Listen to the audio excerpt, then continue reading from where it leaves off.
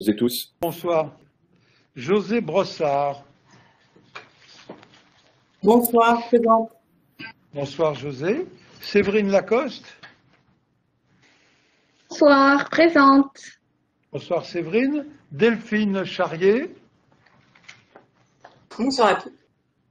Bonsoir Delphine. Tu nous feras tout à l'heure un petit point sur la situation sanitaire et la vaccination. Mathilde Roussel, je vous ai vu à l'écran tout à l'heure. Présente. Jamila Mahameri. Jamila.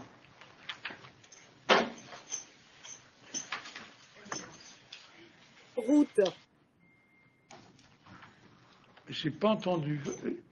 Dans les embouteillages. Elle est sur la route. Bon, il n'y a pas d'embouteillage à La Rochelle. Gwendoline Nevers. Gwendoline. Bonsoir. Bonsoir Gwendoline. Sylvain Dardenne. Non. Bonsoir. Jean-Claude Cosset, je vous ai vu à l'écran tout à l'heure. Bonsoir à tous, à toutes et à tous. Absolument. Olivier Gauvin. Voilà, bonsoir à vous. Catherine Borde-Vauman. Vous avez également le pouvoir de Séverine Awache. Bonjour, monsieur le maire, bonsoir. Franck Coupeau. Bonsoir à toutes et à tous, je suis présent. Bonsoir. Nadège Désir.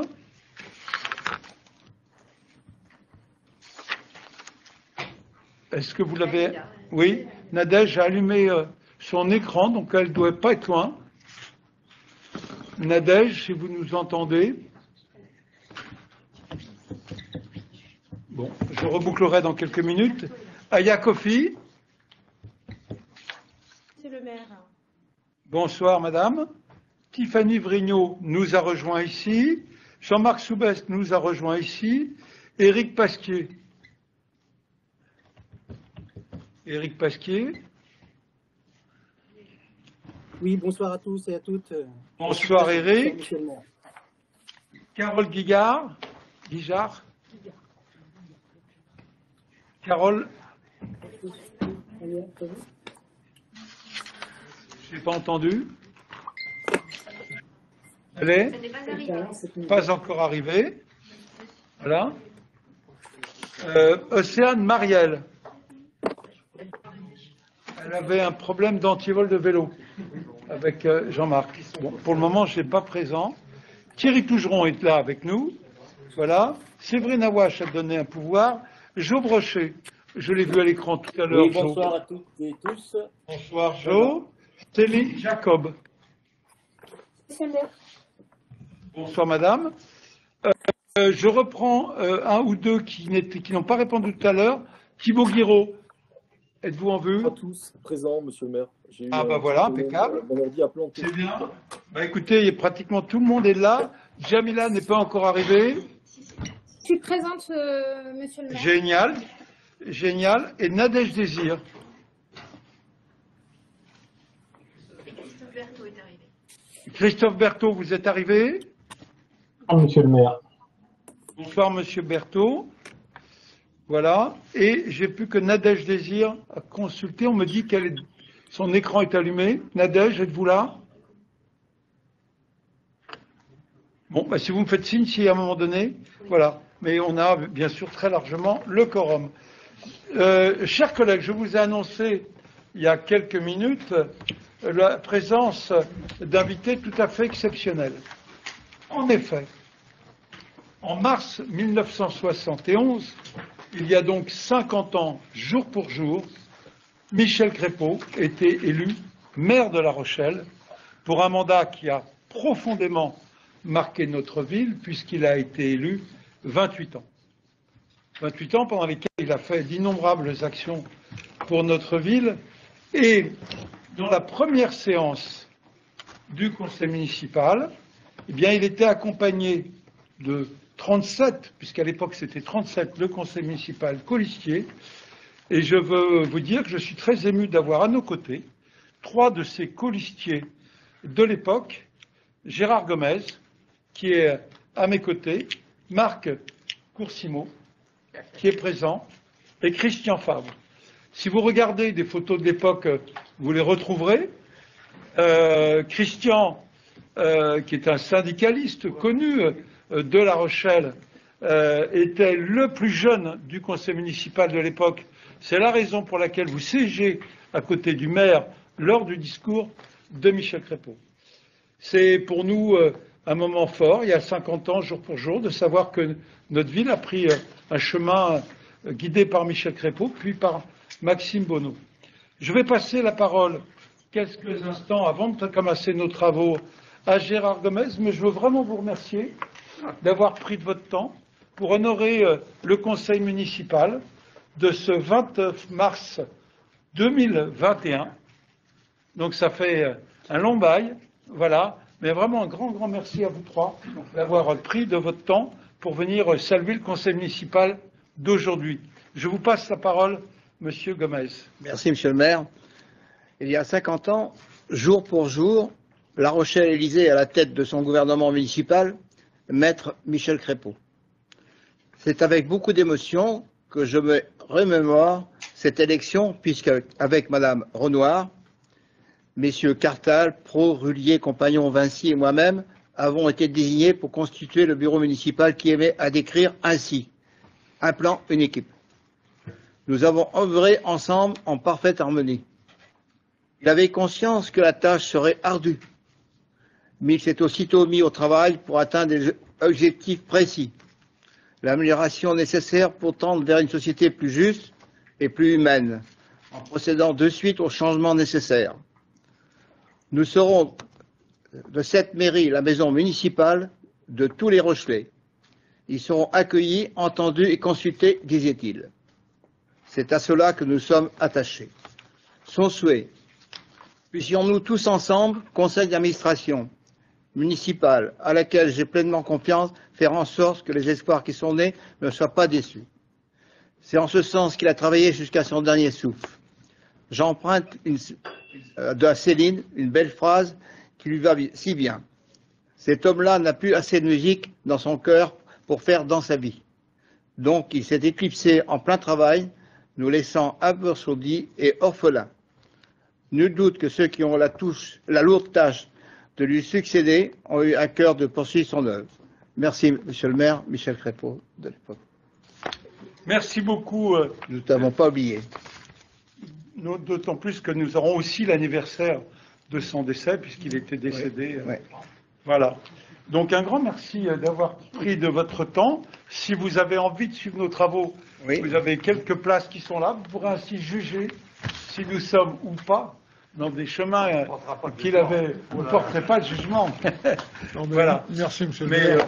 vous êtes invités, comme le public pouvait l'être, et puis j'espère que plus tard on pourra se retrouver dans la salle du conseil municipal et non pas en visioconférence. Un grand merci en tout cas. Je pense qu'on peut vous applaudir pour avoir fait.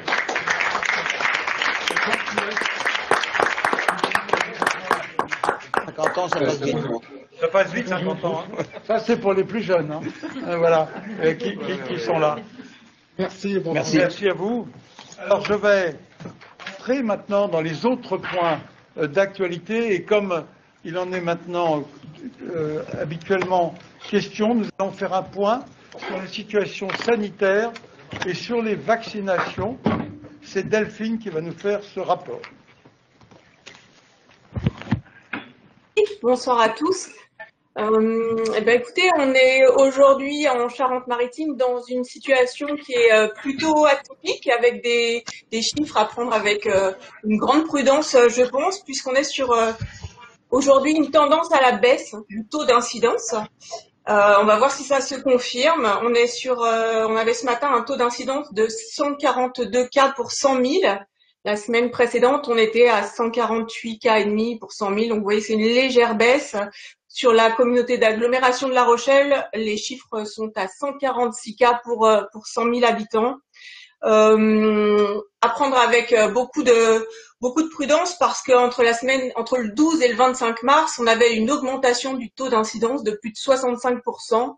Tout ça pour vous dire qu'on a des variations qui sont assez importantes, qui sont notamment liées à la circulation active des variants, et notamment pour ce qui nous concerne du variant britannique. On a aussi dans les départements voisins des taux d'incidence qui sont beaucoup plus forts qu'en Charente-Maritime. En Deux-Sèvres, par exemple, hier, le taux d'incidence était 219 cas pour 100 000. Donc, vous voyez, c'est une situation qui évolue assez rapidement. On a un taux de positivité en Charente-Maritime qui est de 4%, donc qui est inférieur à celui de la Nouvelle-Aquitaine et inférieur à celui de la France, puisqu'en France, le taux de positivité est de 8%. Pour ce qui est de la situation hospitalière, la semaine passée, il y avait 6 patients à l'hôpital de La Rochelle, et puis depuis hier, il y a à nouveau 23 patients hospitalisés en unité Covid et 7 personnes en réanimation. Donc pas de transfert annoncé à ce jour, mais voilà, un afflux ce week-end notamment. Ça, c'est pour la situation sanitaire. Pour ce qui est du point sur la couverture vaccinale, sur la population générale de Charente-Maritime, c'est-à-dire tout âge confondu, 12,6% de la population a reçu une première dose de vaccination. Pour avoir quelques éléments de comparaison, la situation en France, c'est 10,5% de la population générale. Donc on est relativement en avance sur la couverture vaccinale. La couverture vaccinale, si on regarde la tranche spécifique des professionnels de santé, 61,7% des professionnels de santé du département ont reçu. Un instant pour qu'on puisse voir l'image qui vient d'être mise à l'écran. Je ne sais pas si vous voyez l'encan, et vous voyez la longueur des lignes qui ont été installées. À ce moment-là, il y avait 8 lignes de vaccination en parallèle. Depuis, il y en aura, enfin bientôt, il y en aura encore plus. Excuse-moi. Non, mais c'est bien d'avoir des petites illustrations. Voilà, tout le monde se rend compte comme ça du travail qui est effectué à l'encan, parce que cette couverture vaccinale, elle est liée aussi à évidemment tout ce qui se fait sur place. On a une bonne couverture vaccinale des plus de 75 ans en Charente-Maritime. 52% ont eu leur première dose, 31,5% ont eu leurs 2 doses. Et pour ce qui est de la couverture vaccinale des résidents des EHPAD, là, on est à 97,7% des résidents des EHPAD qui ont eu leur première dose et 82% ont eu les 2 doses. Donc, on a une excellente couverture vaccinale dans les établissements pour personnes âgées. Vous dire que pour les chiffres de l'encan, depuis en tout cas ce lundi, depuis ce jour, la vaccination à l'encan est maintenant ouverte aux personnes de plus de 70 ans, conformément aux annonces gouvernementales. Donc on monte d'un cran. On était jusqu'à présent sur les plus de 75 ans et on est aujourd'hui sur les plus de 70 ans. On a des dotations en vaccins qui augmentent et qui se confirment pour les semaines à venir. Donc ça, c'est effectivement une excellente nouvelle parce que ça nous permet de multiplier évidemment les rendez-vous et de multiplier les séances de vaccination. On a une montée en charge jusqu'à mi-avril. Par exemple, pour la semaine du 1er mars, on avait 8190 doses de disponibles. Cette semaine, pour l'encan, on a 14 040 doses très précises. Et pour la semaine 16, c'est-à-dire mi-avril, on atteindra les plus de 21 000 doses par semaine. Donc vous voyez, vous comprenez bien qu'on a une montée en charge très importante de la capacité à vacciner et donc du nombre de lignes de vaccination qui seront faites, notamment sur l'encan. C'est bien le chiffre de 21 000 que vous nous avez dit. Oui. C'est considérable. C'est considérable. Ça demande effectivement. Donc l'objectif est bien d'avoir une vaccination large, dense et d'une protection vaccinale du territoire importante. Et donc ça demande à chacun de mobiliser encore plus les équipes médicales, les secrétariats, les ACOL, les plateformes téléphoniques, les infirmières. Enfin, ça demande une grande ingénierie pour mettre tout ça en place. Mais les doses, et notamment les doses de Pfizer sur le site de l'encan, arrivent. Sont annoncés en tout cas en nombre très important.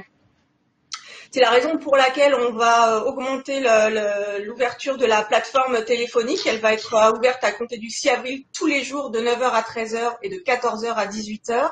Et puis les rendez-vous sur Doctolib, les plages de rendez-vous vont bien sûr sont déjà depuis quelques jours et vont de plus en plus être ouverts à la réservation et disponibles puisque le nombre de vaccins et de plages augmente. Par exemple, cette semaine, on a planifié sur le seul site de Lancan à La Rochelle 2877 rendez-vous pour des personnes pour les vaccins. Entre lundi et vendredi, donc on a une moyenne de 570-575 vaccins jour pour cette semaine, et vous comprendrez bien que pour les semaines à venir, à partir de début avril notamment, on va largement augmenter, presque doubler en fait le nombre de vaccins. Ça va aussi permettre de travailler avec le SDIS qui va ouvrir Lancan le week-end et à partir de ce week-end d'ailleurs, samedi, dimanche et ce lundi. Et puis pour accentuer encore la vaccination, vous l'avez sûrement vu, il y a un centre un centre de vaccination qui a ouvert à Nieul-sur-Mer mercredi 24 mars dernier. Quelques vaccinations à domicile commencent, elles sont réalisées par l'équipe mobile du département pour des situations très très spécifiques de personnes qui n'ont absolument aucune faculté à pouvoir être accompagnées ou à se déplacer. Voilà, ça ce sont des choses qui se mettent en place. Donc pour accompagner cette forte montée en charge de la vaccination, on a un renfort bien sûr en ressources humaines qui se met en place à la fois sur Lancan et sur la plateforme. L'État a aussi ouvert à de nouveaux professionnels la capacité de venir intervenir sur les centres, donc ça permet aussi de renforcer les équipes. La SNSM nous accompagne aussi à l'accueil de Lancan, ils aident les personnes à s'orienter dans Lancan et à retrouver les bons secrétariats, les bons médecins, voilà, à aller directement dans la file active qui les intéresse. Et puis on a donc le recrutement en cours de 2 infirmières et puis la montée en charge d'infirmières coordinatrices sur le centre pour évidemment renforcer les équipes et assurer cette montée en charge importante. Par exemple, je trouve que c'est un chiffre assez marquant pour faire fonctionner aujourd'hui Lancan. Il y a 70 professionnels qui se relaient sur une journée. Ça vous donne une idée quand même de l'importance de la mobilisation sur place, à la fois pour l'accueil, pour le secrétariat, pour la prise en charge médicale et puis bien sûr des infirmières pour la vaccination. Et puis pour surveiller aussi pendant les quelques minutes qui nécessitent une surveillance post-injection. Voilà les nouvelles de nos centres et nos couvertures vaccinales et de notre incidence. Plus on sera vacciné, plus on sera protégé et plus on continuera à utiliser les gestes barrières et moins on s'exposera à des risques et on exposera nos proches à des risques. Donc je vous incite encore une fois, mais vous le faites tous, à vraiment être très vigilants et à continuer à utiliser les gestes barrières que maintenant on connaît tous. Voilà. Merci beaucoup Delphine pour ta présentation. Chers collègues, est-ce que vous avez des questions complémentaires? Jean-Marc.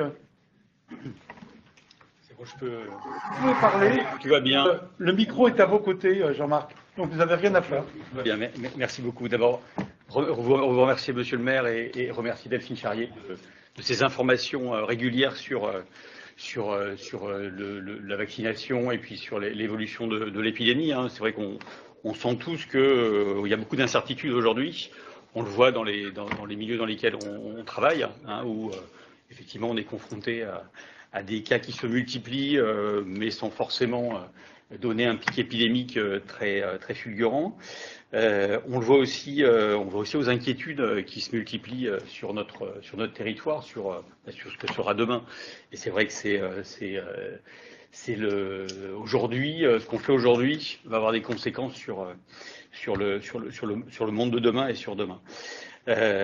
C'est un temps qui dure. Ça fait près d'un an, même plus d'un an maintenant qu'on est confiné. Et ce qu'on considérait comme des mesures d'urgence, aujourd'hui, un an d'urgence, ça fait beaucoup.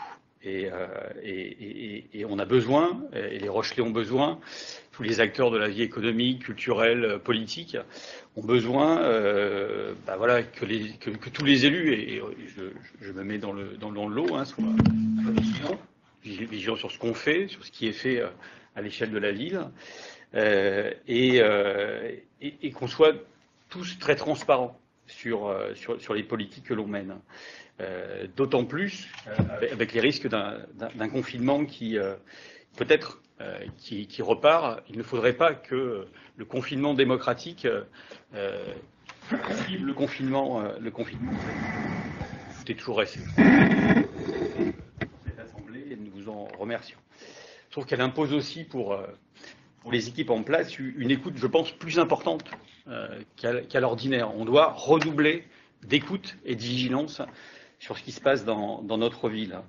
Et je dois dire que nous sommes comme beaucoup de Rochelais, étonnés, interloqués, sidérés par la manière dont vous prenez en considération la situation des professionnels de la culture à La Rochelle.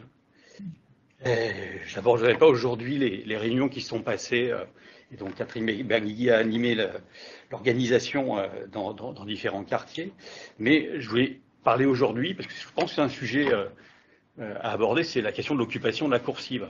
C'est un lieu qui est géré par la communauté d'agglomération, où beaucoup de Rochelais vont, ou plutôt aller régulièrement, et depuis le 15 mars, vous le savez tous et toutes, un collectif a pris possession des locaux afin d'interpeller le gouvernement, mais aussi les élus locaux que nous sommes, hein, le public, de l'urgence d'agir pour tous les professionnels du secteur de la culture et au-delà, tous ceux qui aujourd'hui se retrouvent dans une situation de grande précarité et qui ne voient pas d'avenir, sinon dans une plus grande précarité.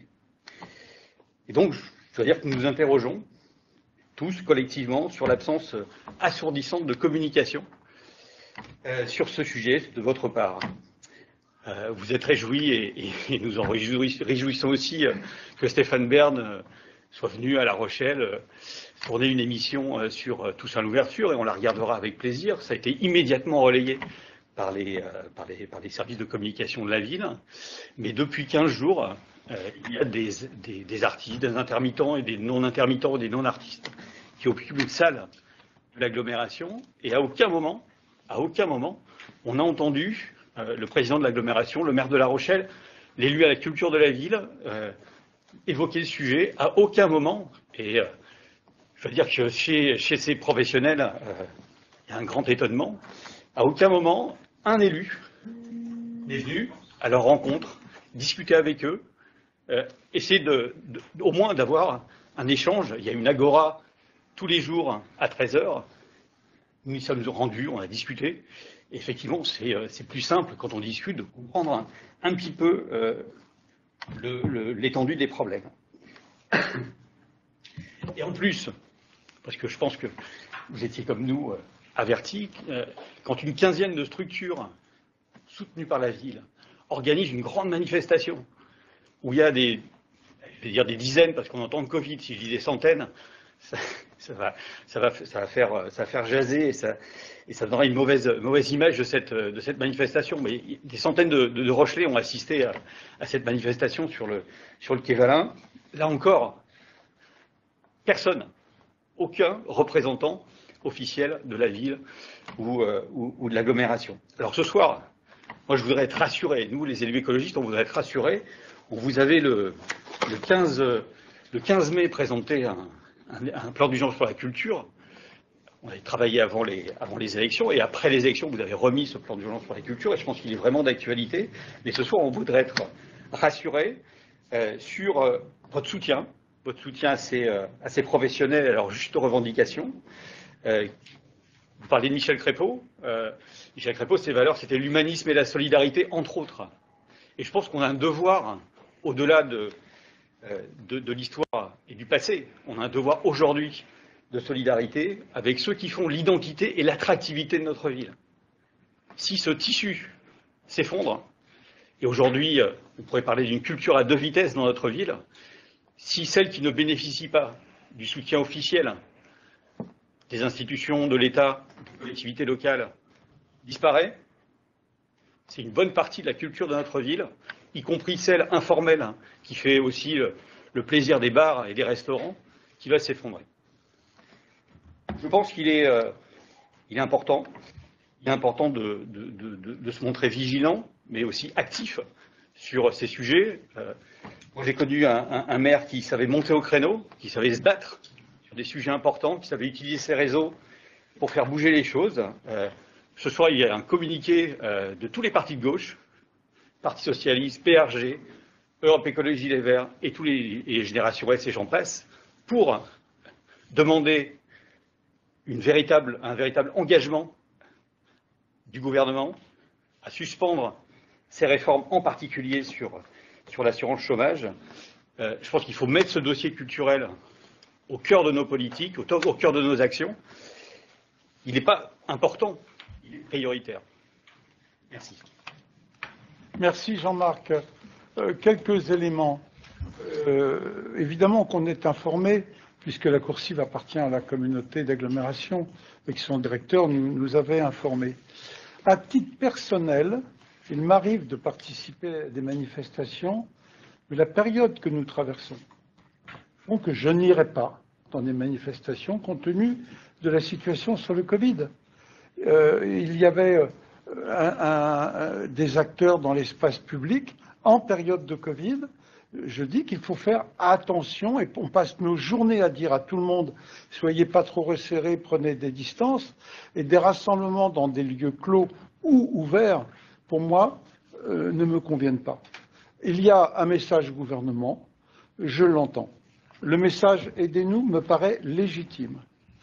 Le message « donnez-nous de la visibilité » me paraît moins légitime dans la mesure où personne ne sait ce que sera la situation de la maladie dans 1 mois, dans 2 mois, dans 3 mois. Comment voulez-vous qu'aujourd'hui on puisse prendre le risque de réouvrir des salles de cinéma, des salles de spectacle? J'ai vu, comme tout le monde, qu'il y avait une tentative en Espagne, ils ont fait un essai, mais vous savez, quand on gère des collectivités en période de maladie, pour moi, la préservation de la santé des Rochelais est au-dessus de tout. De tout. Rien n'est au-dessus de ça.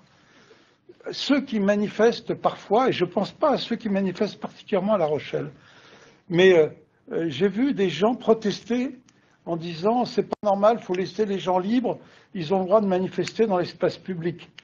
Qu'ils aillent quelques minutes dans les hôpitaux, qu'ils aillent quelques heures dans les hôpitaux. Ils verront ce qu'est la tension hospitalière. Alors évidemment, à La Rochelle, tout à l'heure, Delphine nous a dépeint une situation où la situation n'est pas dramatique.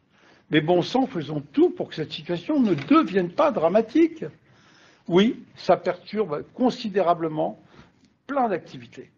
L'activité culturelle, tu l'as évoqué, l'activité événementielle, l'activité sportive. Pourquoi? Je veux dire, toutes ces activités sont aujourd'hui stoppées. Donc évidemment, on est préoccupé, on maintient toutes les aides et on suit la situation de nos grands équipements, que ce soit la sirène, la coursive, on suit tout ça régulièrement, mais personnellement, je n'irai pas dans des manifestations dans cette période. C'est une attitude personnelle par rapport à la situation de la pandémie. Et ce jeudi, et si j'y vais, j'invite des centaines de Rochelais à nous rejoindre. Je pense que ce n'est pas un bon signal aujourd'hui. Et je suis comme vous tous, j'espère que demain, la situation sanitaire nous permettra de se rassembler pour protester, pour faire ce que chacun souhaite. Voilà. J'étais très heureux de voir que sur la marche sur le climat, ils avaient mis en gros, en bas, port du masque, distanciation, c'était responsable maintenant. Quand on met plusieurs centaines de personnes, après, on sait bien qu'on augmente les risques de diffusion de la maladie.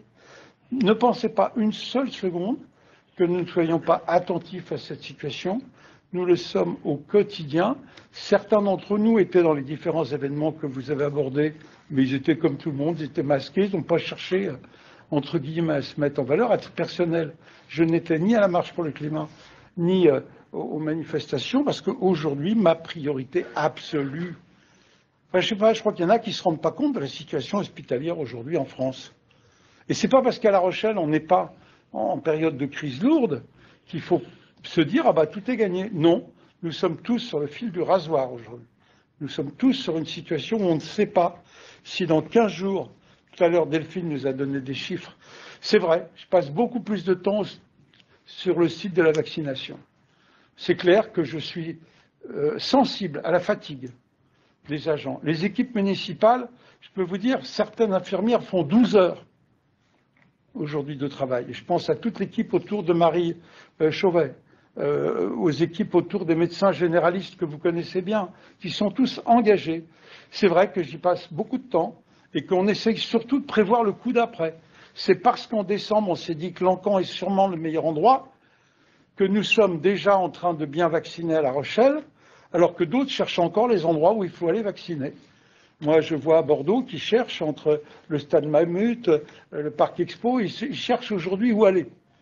Ben voilà, nous, c'est en décembre qu'on a fait ce travail, en disant à la préfecture, nous pensons que c'est l'endroit le plus adapté.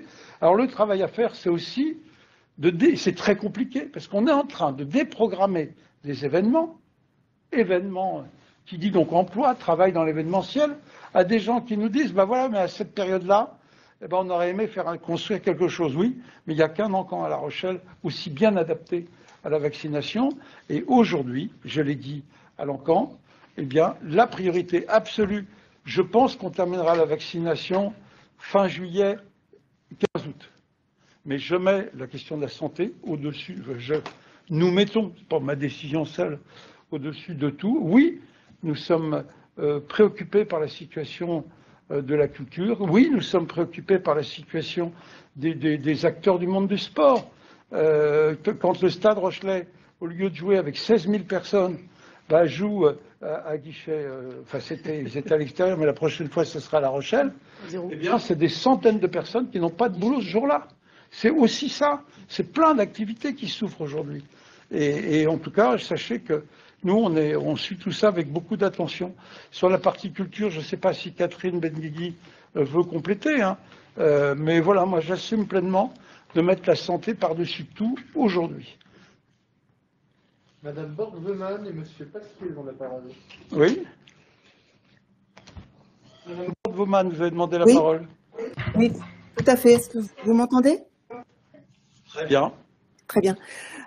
Oui, Monsieur le maire, chers collègues, c'est clairement les Rochelais, comme tous les Français d'ailleurs, ont subi cette année, cet anniversaire avec difficulté.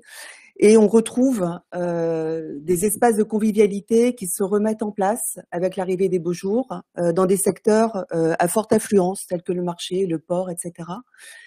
Et j'aurais aimé savoir si on prévoyait au niveau de la municipalité une communication et un rappel des règles, du respect des gestes barrières, puisqu'on ne peut que constater qu'il y a des rendez-vous qui se donnent et des espaces qui s'organisent de manière récurrente, répétée, au vu et au su de tous, et il peut être très difficile de faire respecter les gestes barrières quand on a des groupes de personnes qui consomment, discutent, et je le comprends, ont besoin d'avoir une convivialité, mais est-ce qu'on pourrait, avec l'équipe de communication de la mairie, organiser un rappel des règles qui soit compatible avec le respect, même avec la période estivale qui arrive, et de nouveaux arrivants à La Rochelle également?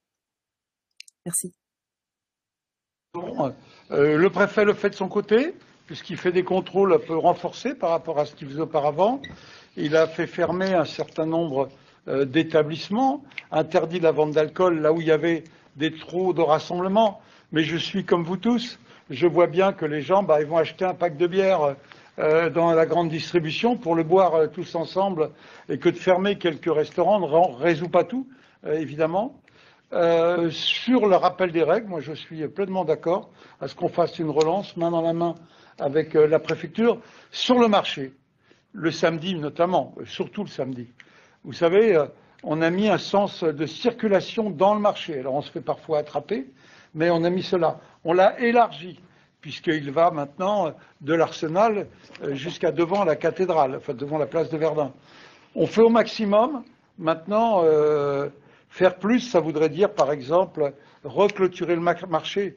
Honnêtement, je pense qu'il n'y aura pas un enthousiasme général pour remettre des clôtures et des comptages en détail. On essaye de trouver une formule intermédiaire sur le marché. C'est le marché central du samedi matin et celui du dimanche à la Palisse qui nous préoccupe. Celui de Port-Neuf, le jeudi matin, j'y suis allé l'autre jour, c'était raisonnable. Il y avait de l'espace, il n'y avait pas trop de soucis. Et sur le Villeneuve, pareil. Non, le dimanche à la Palisse et puis le marché central le samedi, il y a un monde fou. Puis alors avec les vacances de Pâques qui arrivent, je pense qu'on va avoir encore plus de monde. Hein.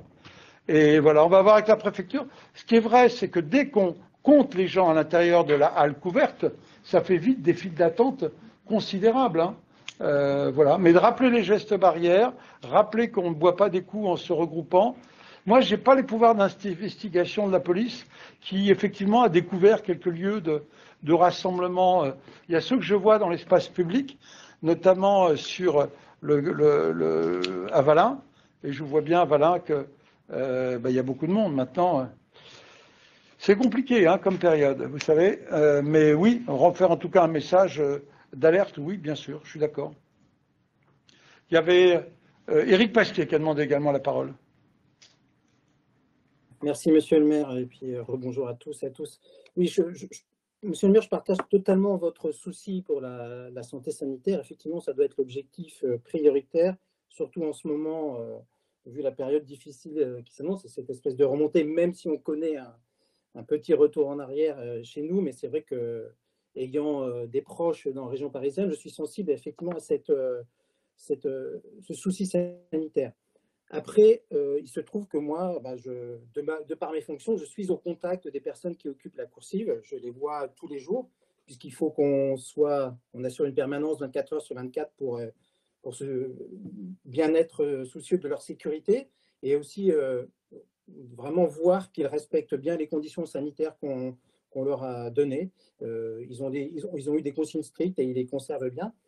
Et moi, à force d'être avec eux, c'est vrai que j'ai écouté ce qu'ils ont à dire. Et c'est vrai que c'est peut-être ce temps d'échange que j'appellerais plusieurs de mes collègues à avoir, au-delà d'aller aux manifestations, et peut-être d'aller les rencontrer pour avoir ce temps d'échange. Parce que c'est vrai que dans leur liste de revendications, il y en a plusieurs. Je mets de côté le débat sur la réouverture ou pas des lieux culturels. Ça, c'est un autre débat qui est vraiment lié à la crise sanitaire. Je pense qu'ils mettent en avant notamment deux choses. Il y a la situation des intermittents. Et il y a déjà les intermittents qui ont déjà la chance de pouvoir travailler avec des scènes conventionnées, comme la coursive ou la sirène. Je voulais juste mettre un point en avant, c'est que ces intermittents-là qu'on pouvait intégrer dans des plans d'activité partielle, le dernier plan d'activité partielle qu'on vient de remettre en place au sein du monde de la culture ne permet plus cela. Il y a une note d'instruction qui est passée, que beaucoup de structures ont découvert vraiment tardivement, et en fait qui interdit à des structures comme la coursive, la sirène ou le CCN d'intégrer les intermittents dans le plan d'activité partielle. Donc déjà, c'est un premier paradoxe. C'est-à-dire qu'il y a un discours gouvernemental qui est pour l'aide, et entre-temps, en même temps, en parallèle, il se passe ce genre de petites notes qui descendent et qui empêchent des structures de jouer le rôle d'amortisseur. Après, au-delà des intermittents qui peuvent travailler avec des grosses structures, tout ça, il y a plein d'autres intermittents qui, eux, sont vraiment sans quasi-activité. Alors certes, il y a l'année blanche. Heureusement qu'il y a l'année blanche, hein, d'ailleurs. L'UNEDIC a chiffré, je n'ai plus les chiffres exacts en tête, mais à plusieurs dizaines de milliers de personnes qui, grâce à cette année blanche, ont pu conserver quelque chose, malgré qu'ils aient quand même entre 20 et 30% de baisse de revenus pour beaucoup de ces personnes. Mais cette année blanche, elle se termine au mois d'août.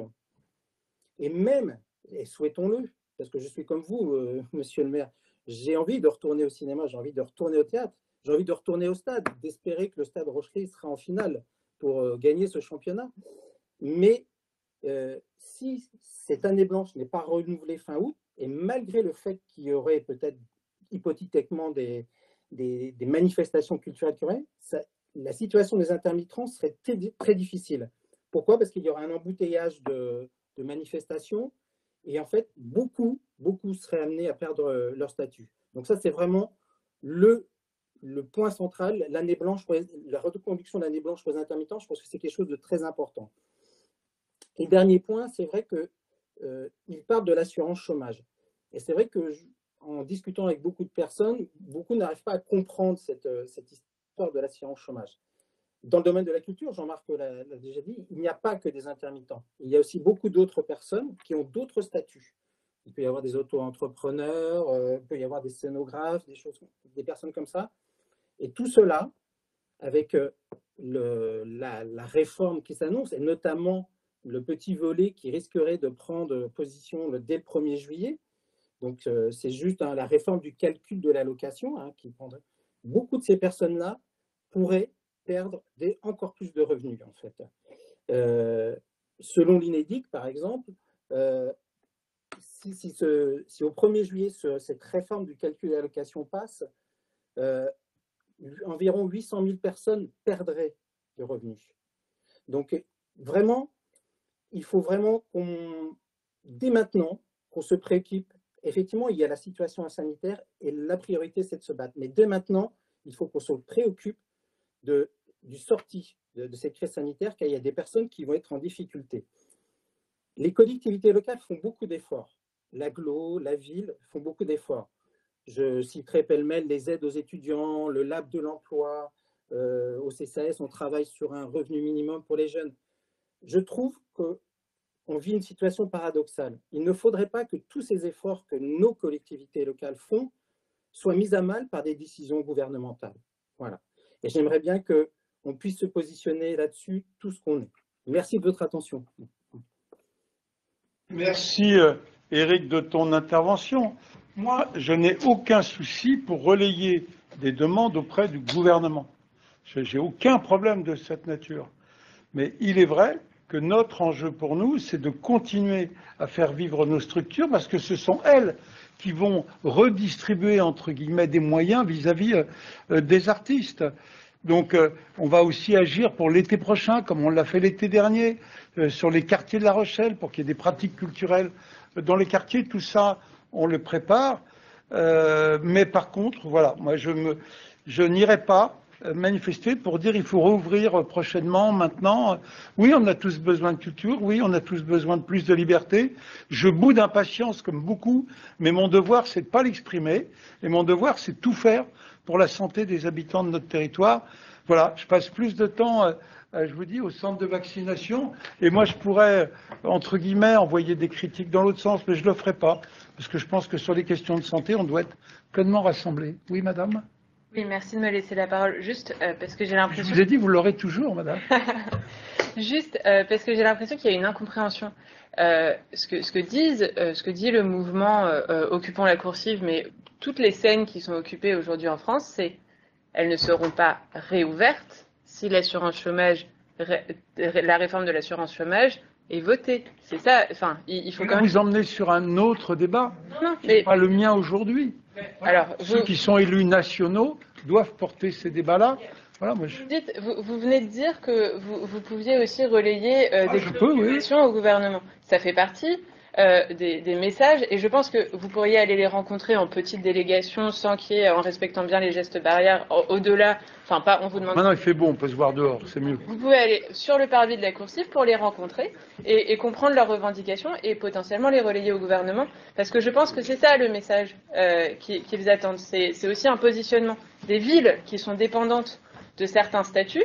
Nous, on est une ville touristique. On a besoin de la culture, on a besoin des restaurants, on a aussi besoin des saisonniers.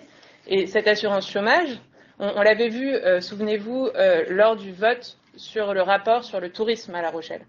Je vous en avais déjà parlé de cette réforme de l'assurance chômage et des acteurs du secteur touristique et ce que ça pouvait représenter. C'est aussi valable sur le monde de la culture.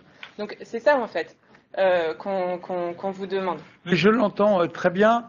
Mais je vous avoue qu'à cette heure, à cet instant, ce lundi soir, je suis plus préoccupé. Je suis préoccupé par ceux qui aujourd'hui n'ont pas de travail dans tous les domaines. Mais ma préoccupation supérieure, Delphine nous a dit tout à l'heure, on va passer de 670 vaccins jour à 1000, à 1200. Ça veut dire, elle a dit qu'il y avait 70 ou 80 personnes. Il va falloir augmenter encore cet effort de santé publique parce que la solution à tous nos problèmes d'aujourd'hui passera par la vaccination. Et si on ne tient pas le calendrier, ce sera l'automne suivant qui sera en grande difficulté. Je veux que l'ensemble des acteurs culturels puissent travailler convenablement dès cet automne. Voilà. Vous savez, c'est pas drôle. J'ai été présent aux premières francophonies en 1985. Et quand l'été dernier, les Francopholies me disent « Eh bien, c'est super, on a obtenu 2000 places », et que nous leur avons répondu « Non, 400 », parce qu'on sentait qu'on allait dans la mauvaise direction. Et si La Rochelle s'en sort un peu moins mal, c'est tout un ensemble, c'est surtout le comportement des Rochelais avant tout, c'est qu'à ce moment-là, on a peut-être été un peu plus exigeant. Et voilà, moi, quand je vois des jeunes qui marchent pour le climat, je suis extrêmement heureux parce que nous allons dans ce cap-là. Par contre, quand ils sont tous regroupés, festifs et tout, moi, ça ne me va pas. Vous savez, puisque vous faites un peu de politique, semble-t-il, quand j'ai entendu Mélenchon s'exprimer en disant c'est bien ce qui s'est passé à Marseille, je dis vraiment que Mélenchon, là, il fait du Trump. Hein. Véritablement, il fait du Trump, il fait du populisme, et c'est terrible que des gens qui ont des responsabilités comme ça en arrivent là. J'ai apprécié l'attitude du maire de Marseille qui a dit c'est pas possible. Voilà ce que je voulais vous dire. Voilà, chers collègues, écoutez, on n'a pas fini d'en débattre. Je sais qu'on a de nombreux rendez-vous avec Catherine, avec également notre collègue Vincent Coppolani de l'agglomération. Très bien. Alors, avant de passer, on a deux autres informations. Puisqu'on parle culture, avenir, échange, débat, je vais passer la parole à Eugénie qui a une information à vous apporter, une idée qu'elle souhaite développer. Oui, merci Monsieur le maire. Alors mes chers collègues, Jean-Marc Soubest vient de nous le rappeler. Nous débutons un mandat où les contextes sociétaux nous rappellent sans cesse nos devoirs auprès des citoyens. Et c'est un objectif clair de notre mandat que de renouer le dialogue avec les citoyens et de faire en sorte qu'ils se sentent investis dans leur ville. Nous avons tout à construire ensemble sur ces réflexions de démocratie plus directe et sur la place de l'élu comme ambassadeur de la parole citoyenne. En pleine conscience du travail qui a été fourni par les services et les élus sur le dossier du Gabu au cours de ces dernières années, nous allons proposer aux Rochelais un temps de travail, d'échange et de concertation autour du site du Gabu que nous nommons « Dessine-moi un Gabu ». Le site du Gabu sera alors, durant une saisonnalité complète, le terreau d'expérience à la mise en place de moyens nouveaux d'échange avec les citoyens, permettant de déterminer ce dont ils veulent et ce dont les Rochelais veulent pour le Gabu. L'objectif est de mettre en place un appareil reproductible par la suite, et l'intention de la concertation est de trouver une solution duplicable qui soulève une majorité d'enthousiastes. Afin de concerter au mieux l'ensemble des citoyens, Dessine-moi un Gabu se déroulera sur une année pleine. La première phase sera de rappeler l'histoire du site à l'aide de panneaux de communication tels que nous voyons, ceux qui sont affichés et qui rappellent l'histoire du port. Nous rappellerons également en pleine transparence les projets qui avaient été exprimés autour de ce site, avec les contraintes du site dont ont hérité les services et les élus, et qui ont amené leurs réflexions aux résultats que nous connaissons. Dans une seconde phase, qui débutera à la saison estivale, nous débuterons la concertation citoyenne tout en utilisant le site comme laboratoire éphémère.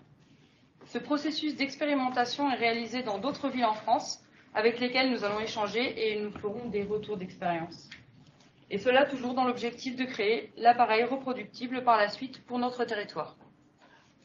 J'ai entendu, mes chers collègues, votre attachement au dialogue avec les citoyens rochelais.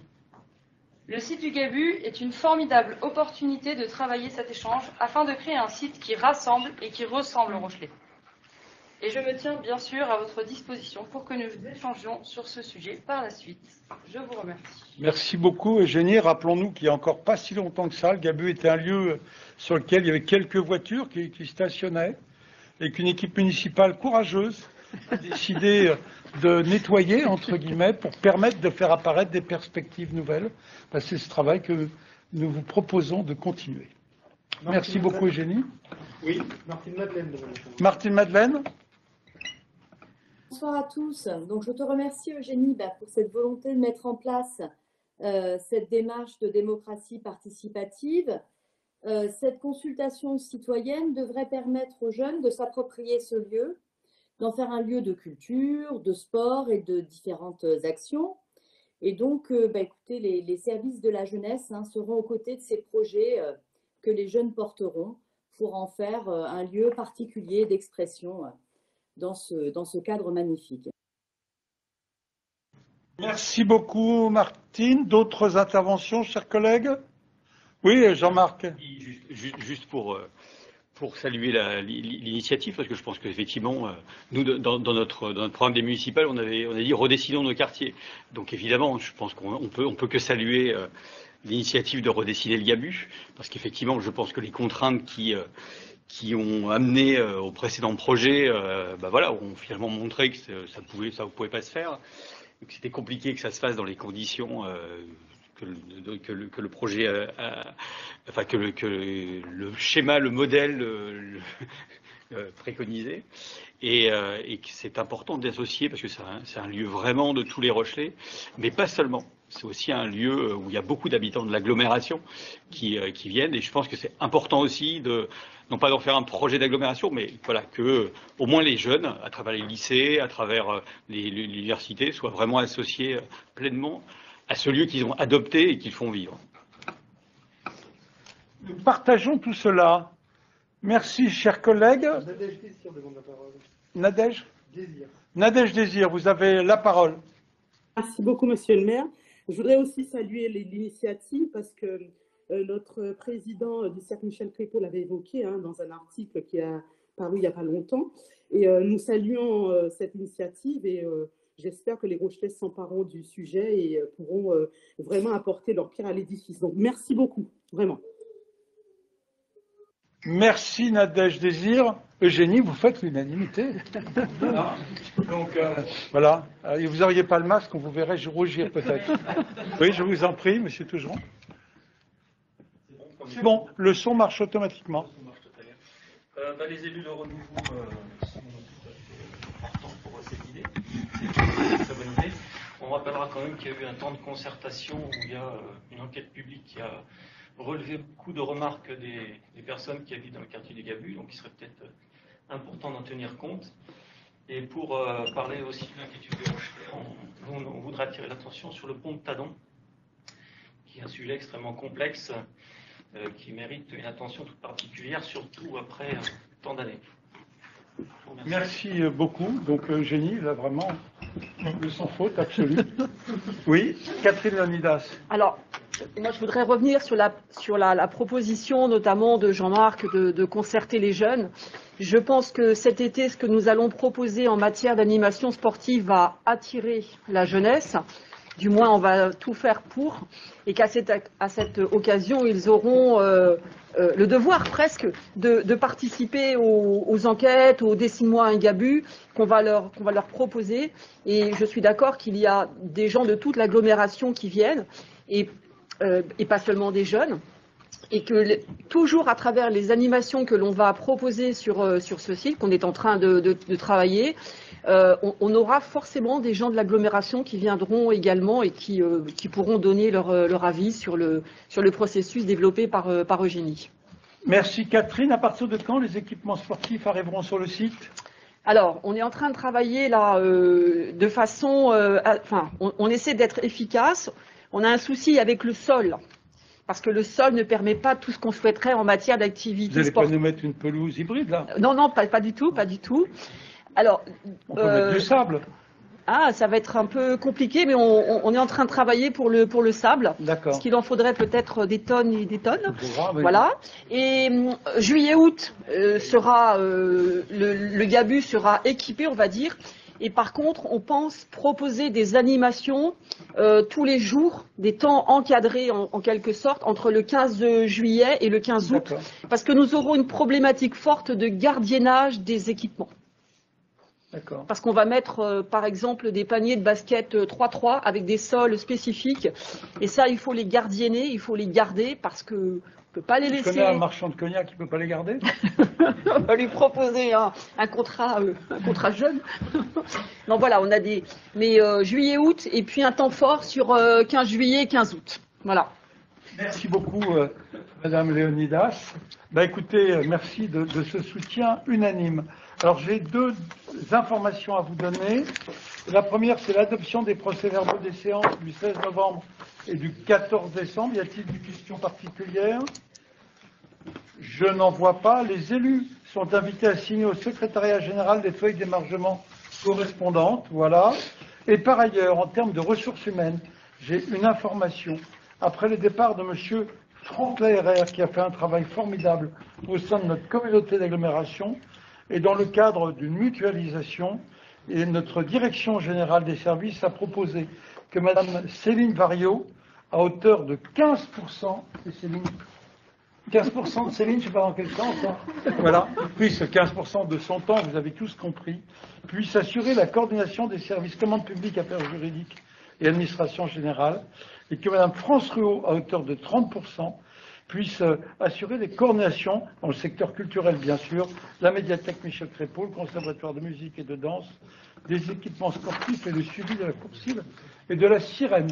Voilà les dispositions temporaires qu'a proposé notre directrice générale à compter du 1er avril 2021.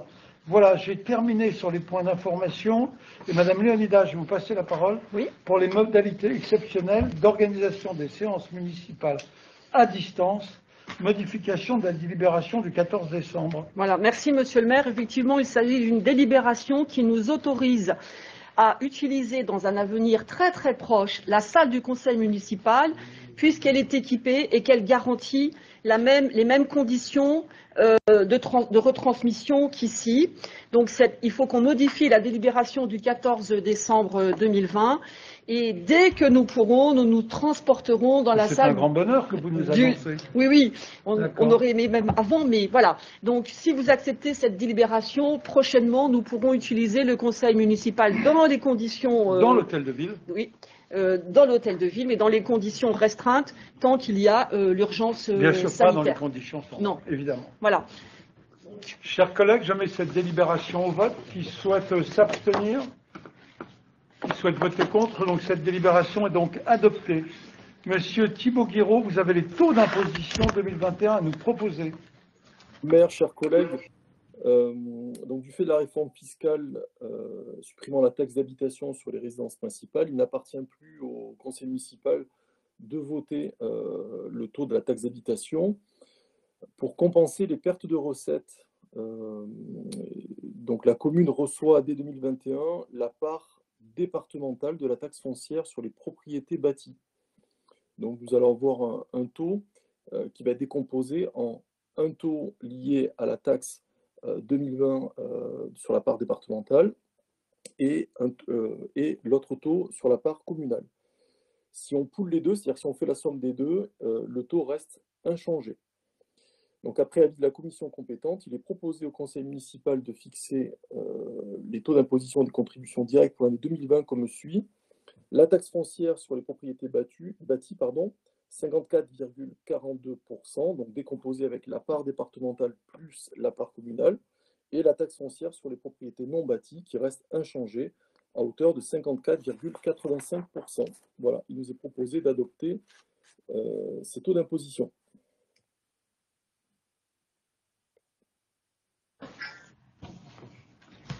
Je n'en vois pas, je mets la délibération aux voix. Qui souhaite s'abstenir?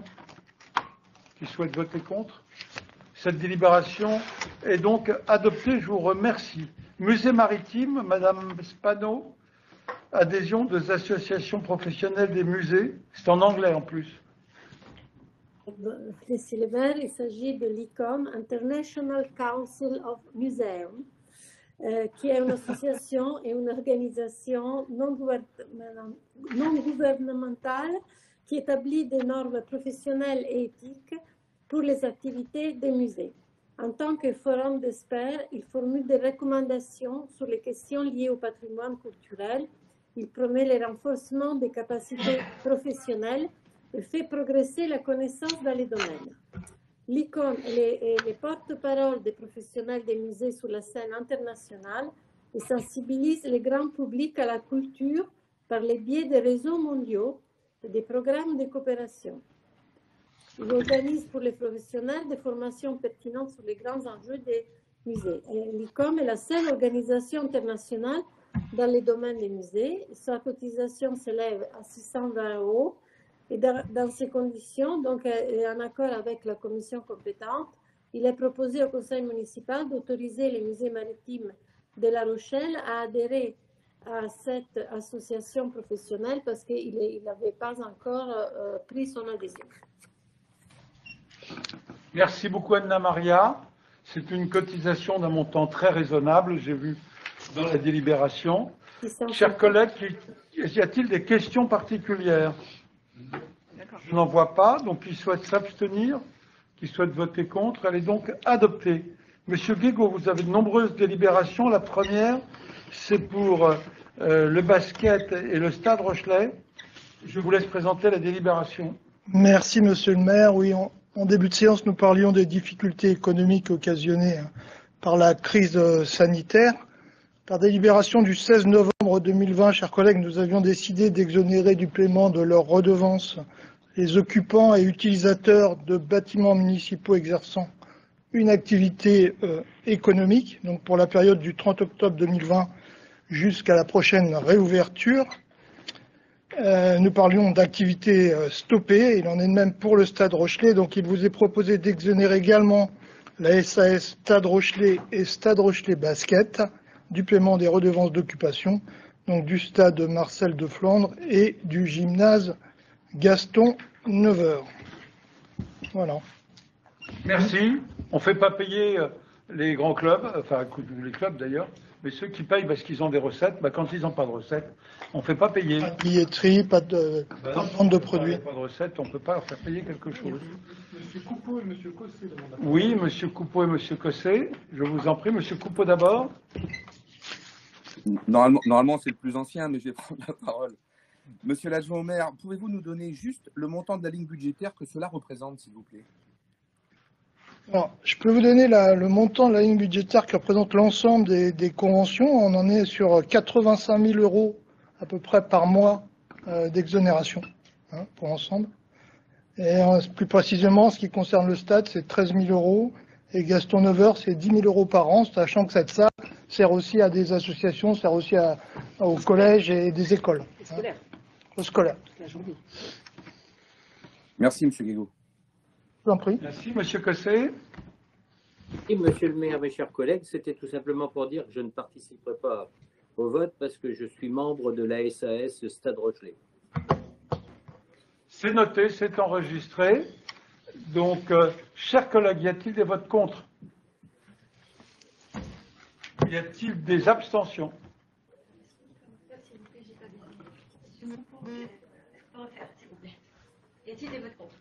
Y a-t-il des votes contre? Des abstentions? Donc, sachant que M. Cossé a dit qu'il ne prenait pas part au vote. Toujours M. Guégaud, des conventions pour installer des vidéoprotections sur des immeubles privés. En fait, il s'agit d'un ajustement sur une précédente délibération qui a été prise en décembre. Il s'agit d'une convention donc signée entre les propriétaires privés, avec les propriétaires privés d'immeubles pour la mise en place soit de caméras, soit de câblage ou soit de bornes Wi-Fi pour câbler ces caméras. Donc on est rue du Port, quai du Perret, cour des Dames et rue du Minage. Donc il vous est proposé d'autoriser Monsieur le maire à signer la convention concernant ces équipements. Des questions particulières? Oui, madame, je vous en prie. Nous, ça nous pose des problèmes, ces équipements, vous êtes au courant. On est bien sur les équipements de vidéosurveillance. Oui, absolument pas seulement. Il y a des conventions qui servent aussi à d'autres usages. Il y a aussi des vidéos qui existent, mais simplement, on fait les choses comme il faut sur le plan réglementaire. Vous êtes au courant que... Bon, déjà, nous, ça nous pose un problème en tant qu'écologistes, un problème philosophique déjà de passer d'une société de citoyens à une société de suspects. Mais ça, c'est... Société de suspects, quand on se met c'est vraiment un changement de paradigme, et ça, c'est très documenté par les scientifiques là-dessus. Justement, moi, je voulais peut-être faire appel à votre attachement à la science, que je sais réel. Quand on écoute les scientifiques, on les écoute aujourd'hui sur la pandémie, sur le climat, ils ont un certain écho, et il faut objectiver la science, et il faut objectiver nos politiques publiques. Et aujourd'hui... Monsieur Cossé, il faut éteindre votre micro. Il n'y a que madame Bariel qui ne peut s'exprimer à cet instant. Et je pense qu'il faut, vous l'avez rappelé tout à l'heure, éviter la démagogie, éviter de faire du Trump, éviter tout ça. Et quand on regarde aujourd'hui les études scientifiques, franchement, il n'y a pas photo, quoi. Ça ne sert pas à réduire la délinquance. Quand on regarde, vraiment, je vous invite à regarder les études de Sébastien Rocher, de Fabien Jobard, c'est les pontes des politiques de sécurité. Ils font des études, ils documentent justement ces dispositifs et leur efficacité. Je vous invite vraiment à les lire.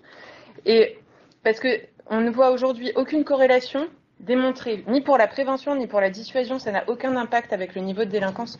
Donc vraiment, je vous invite à ce qu'on objective nos politiques publiques de sécurité par des gens qui font des études sur des cohortes, sur concrètement ce qui se passe et le niveau de délinquance.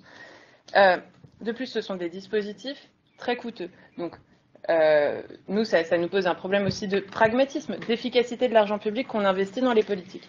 Et ça, je sais que vous y êtes sensible. Donc, s'il était possible de mesurer les impacts de nos politiques publiques là-dessus, ce serait vraiment extrêmement important de le faire pour pas qu'on investisse de l'argent public dans des choses qui ne le méritent pas. Et donc, cela expliquera ce pourquoi les écologistes voteront contre. Et dernière question, nous souhaiterions avoir un état des lieux du déploiement de ces caméras, à la fois géographique, mais aussi, vous comprenez mon geste, monétaire, enfin, d'argent public. Combien on a mis là-dessus? Est-ce que c'est possible de nous transmettre cet état des lieux? Merci. Bien sûr. Moi, vous savez, sur cette situation, on va mettre la caméra comme il faut. Un petit élément. Un jour, une dame, je vous donnerai le nom, et je ne le donnerai pas devant tout le monde, bien sûr, a été bousculée place de la Motte Rouge. Et parce que les caméras ont pu tout filmer, les agresseurs ont été retrouvés, très jeunes d'ailleurs, ont été retrouvés dans les 2 heures qui suivaient. On n'aurait pas eu ces images, on ne les aurait pas retrouvées. Je pense que c'est un effet dissuasif, et moi je suis intéressé, s'il y a des travaux, je suis preneur, hein, ça m'intéresse toujours. Sur le coup, pour surveiller des zones, c'est moins coûteux que de voir des gens en permanence, quoi. Une personne devant un tableau d'écran, il voit plus d'endroits à la fois que si vous mettez des gens un peu partout. Voilà. Mais moi, je suis preneur. Je vous les ramènerai. Si. Les études. Je suis intéressé. Chers Chers collègues. Monsieur Cossé, Monsieur Donit. Monsieur Donit et Monsieur Cossé. Monsieur Donit d'abord, il a demandé d'abord, et ensuite Monsieur Cossé. Ah non, alors, erreur. C'est Monsieur Cossé qui a demandé le premier. Excusez-moi. Oui, merci. Monsieur le maire et mes chers collègues, le groupe Le Renouveau a toujours été favorable à la mise en place de dispositifs de vidéoprotection. C'était dans son programme. À la lecture de la présente délibération, il apparaît que la 3e tranche d'installation de caméras dites de vidéoprotection va s'étendre du centre-ville au pourtour du Vieux-Port. Cette zone est sensible, mais pas autant que certains autres quartiers de la ville. Ma question est la suivante.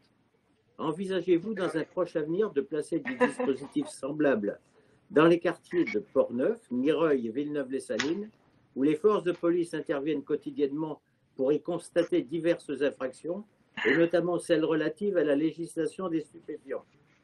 Je vous remercie par avance de l'intérêt que vous voudrez bien porter à ma présente intervention. Merci. Alors, j'ai rencontré... je vais d'abord passer la parole à... je vais te passer, Pascal, la parole pour que tu puisses apporter des éléments qui, je pense, vont être pour beaucoup en réponse à la question. Tout à fait. Donc, je vais me permettre à la fois de répondre à la question, mais aussi de donner d'autres exemples concernant les caméras. Rue du Temple, il n'y a pas si longtemps que ça, il y a eu un jeune qui a été agressé et qui, effectivement, avec un couteau, aurait pu, en finalité, ça aurait pu être très grave, puisque ça aurait pu aller jusqu'à son décès. Il se trouve qu'il y a une personne dans le centre de commandement derrière les caméras et qui a pu vérifier ou voir tout simplement l'agression qui s'était produite. Et donc les secours sont intervenus très rapidement, ce qui a permis de sauver cette personne. Donc ça, c'est le premier exemple. Ensuite, concernant les caméras dans les quartiers, je suis assez d'accord sur le fait de dire que les caméras ne vont pas régler le problème de la délinquance, ne vont pas régler le problème du trafic. Donc, effectivement, c'est à travers d'autres actions que ces problèmes-là seront réglés. Par contre, effectivement, et pour répondre à la question de M. Cossé, des caméras vont être installées. Elles étaient prévues pour cette année. Bon, malheureusement, avec le Covid, les autorisations ont été retardées. Mais sur le premier semestre 2022, des caméras seront installées place du 14 juillet à Villeneuve, place de l'Europe à Mireuil, entre autres. Il y a d'autres endroits qui sont prévus, mais pour ne parler que de ces 2 quartiers-là. Alors, elles ne sont pas en nombre très important, mais par contre, elles sont, leur emplacement géographique est calculé de telle sorte à ce que eh bien, on puisse visualiser les zones de flux. Alors, quand on parle des zones de flux, ce sont les zones, les endroits où on a un gros passage d'habitants. Et donc, effectivement, des endroits où des trafics potentiels qui peuvent avoir lieu à certains moments embêtent très largement les habitants quand ils veulent aller vers les commerces ou tout simplement se déplacer. Donc, l'objet de la caméra, là, dans ce cadre-là, est effectivement de redonner du confort aux habitants. Et je pense qu'il faut le prendre comme ça. Alors, évidemment, jamais on aura, comme dans certaines villes, les moyens d'installer des centaines de caméras pour fliquer partout des trafics potentiels ou fliquer des gens tout simplement parce qu'effectivement c'est leur philosophie. Mais par contre, bien placées, les caméras peuvent servir effectivement à rendre du confort à l'ensemble des citoyens de la ville. Et c'est l'objet de l'emplacement des caméras et de la mise en place des caméras telles que nous, on l'envisage. Voilà. Votre éclairage. Chers collègues, je pense connaître le résultat du vote. Je souhaite voter contre. Oh, pardon, Madame Fleuret-Pagnot, excusez-moi. Je n'ai pas été informé que vous demandiez la parole. Juste une information, un témoignage. L'office communautaire dans un certain quartier rencontrait des gros problèmes de trafic de drogue, évidemment de petits trafics. On a donc déposé on a mis des caméras en ayant suivi la procédure. Et moi, je voudrais dire que ces caméras, évidemment, elles gênent les petits dealers, mais comme on en a mis aussi à l'extérieur du bâtiment, elles gênent aussi les consommateurs. Et c'est là aussi l'objectif. Et depuis un certain temps, cet immeuble qui connaissait de gros problèmes, de nuisances aux habitants, de nuisances pour les jeunes eux-mêmes d'ailleurs, eh bien, connaît maintenant une certaine sérénité et du coup, c'est un immeuble que l'on peut repeupler. Voilà, c'est juste un témoignage. Merci beaucoup, Marie-Lise. Je vous en prie, madame. Je veux juste clarifier quelque chose. L'anecdote ne fait pas la science. L'anecdote, ça fait une hypothèse et après, ça se vérifie par la science. Sinon, on n'aurait pas de gel hydroalcoolique pour gérer la crise du Covid. Enfin, il y a plein de gens qui ont des croyances sur des choses qui leur paraissent vraies, qui leur semblent vraies. Vraiment, ils y croient à fond et la science démontre le contraire. Donc, c'est important. Enfin, vraiment, les arguments qu'on nous oppose, c'est l'anecdote. Ce ne sont pas des croyances. C'est des anecdotes. Oui. Soyons précis. Quelques informations, quelques faits. Mais c'est vrai qu'ils n'ont pas valeur statistique. Ils ont la valeur d'un témoignage vécu. Voilà. Après, bien sûr, sur les statistiques, il faut du beaucoup plus grand nombre. Oui, madame, je vous en prie. Je me permets de prendre la parole, notamment pour répondre notamment à madame Marielle. Moi, ça fait 15 ans que j'habite cette ville. Je suis une femme. J'aurais été heureuse à plus d'une reprise qu'il y ait des caméras. Que ce soit du côté des minimes ou quand on sort du centre-ville, tout simplement parce qu'on sait que les effectifs de police ne peuvent pas assurer la nuit. Et rien que le fait d'avoir des caméras de vidéosurveillance, ça permet aussi de dissuader. Donc j'entends qu'il ne faille pas en fait toujours réprimander ou fliquer tout le monde. Sauf que voilà, tous les individus ne sont pas comme nous autour de cette table et certains en fait ont besoin d'avoir peur pour éviter de commettre des bêtises tout simplement. Et je pense, pour avoir habité tous les quartiers de La Rochelle quasiment, je pense qu'effectivement les endroits dont on fait part là sont stratégiques. Je pense qu'il faudrait effectivement aller plus loin parce que j'ai également habité le quartier de Mireuil, donc je connais les problématiques aussi que l'on connaît dans ce quartier. Et en fait, à part le fait qu'on puisse, alors sauf si demain l'État nous donnait en fait des personnels capables d'aller à à la rencontre des personnes. On le sait pertinemment que la police ou les caméras, c'est pas la bonne solution. On sait pertinemment qu'il nous faut en fait des individus qui viennent à la rencontre des autres, des éducateurs, etc. Sauf que là, notre seule solution, parce qu'on n'est pas en Conseil des ministres, on est en Conseil municipal, et nos seules solutions, elles sont là en fait. J'avais besoin de donner également mon point de vue parce que voilà, on est plusieurs femmes seules et je pense que oui, malheureusement, on n'a pas assez d'effectifs de police et les caméras dissuadent un minimum. Même si j'entends par les faits qu'il y a des études scientifiques, etc. J'habite cette ville et je sais plus d'une fois que je me suis fait agresser la nuit. Voilà. Alors je sais me défendre, mais j'en ai été victime la première. Voilà. Et j'aurais bien aimé qu'on puisse retrouver les gars qui m'ont causé des torts. Voilà, tout simplement. Merci beaucoup. Rappelez aussi un élément, c'est que le lieu de La Rochelle dans lequel il y a plus d'interventions de police, c'est le centre-ville. Hein. Alors, c'est des tas de raisons, mais c'est le centre-ville qui concentre, parce qu'il y a des bars aussi, parce qu'il y a plein de choses, le plus d'interventions de la police municipale. Chers collègues, Jean-Marc. Vous pouvez me permettre de rajouter quelque chose, parce que on a le temps aujourd'hui, il n'y a pas beaucoup de délibérations. On va essayer de faire court quand même. C'est pas une raison pour terminer trop tard. Je sais bien. Il y a des services qui sont mobilisés et qui ont envie de rentrer chez eux. C'est bien normal. Non, juste pour dire qu'il faut quand même jamais oublier dans ce débat deux choses. La première chose, c'est que nous ne sommes pas contre l'installation de caméras dans des lieux privés. Il y en a dans les parkings, qui sont des lieux à sécuriser. Il y en a dans des bâtiments, effectivement, qui appartiennent à des sociétés privées ou à des offices HLM. Ça peut se concevoir. Ce qu'il faut éviter, c'est qu'on ait l'illusion de la sécurité, alors qu'on a baissé drastiquement les effectifs de police nationale sur plein de territoires depuis 15 ans, et qu'on ait l'illusion de la sécurité avec des caméras qui sont installées. Et regardez la responsabilité que vous donnez à la personne qui est dans le centre de surveillance, qui a 12 écrans, et si elle ne voit pas, l'agression, ça repose sur qui? Je sais que c'est enregistré pour la suite, mais là on parle d'agression, vous nous parlez d'agression et d'intervention immédiate. Il y a 0,001% des agressions qui sont, où il y a une intervention immédiate de la police. Depuis qu'on a installé des centaines de milliers de caméras sur le territoire français, est-ce que les atteintes aux personnes ont diminué? Vous regarderez les chiffres. Moi j'ai la réponse. Voilà, donc attention à l'illusion de la sécurité. Merci beaucoup, et je suis demandeur, parce que c'est des choses qui sont intéressantes, et je garde mon approche scientifique, soyez rassurés. Je mets les délibérations au vote. Qui souhaite s'abstenir? Pardon, ça ne va pas?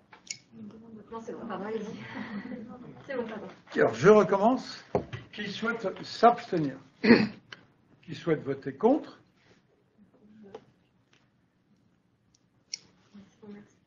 Merci beaucoup. Donc la délibération est donc adoptée. Toujours Dominique Guégaud, session par vente notariale, 12 rue Fleuriot. Oui, merci Monsieur le maire. Nous changeons complètement de sujet.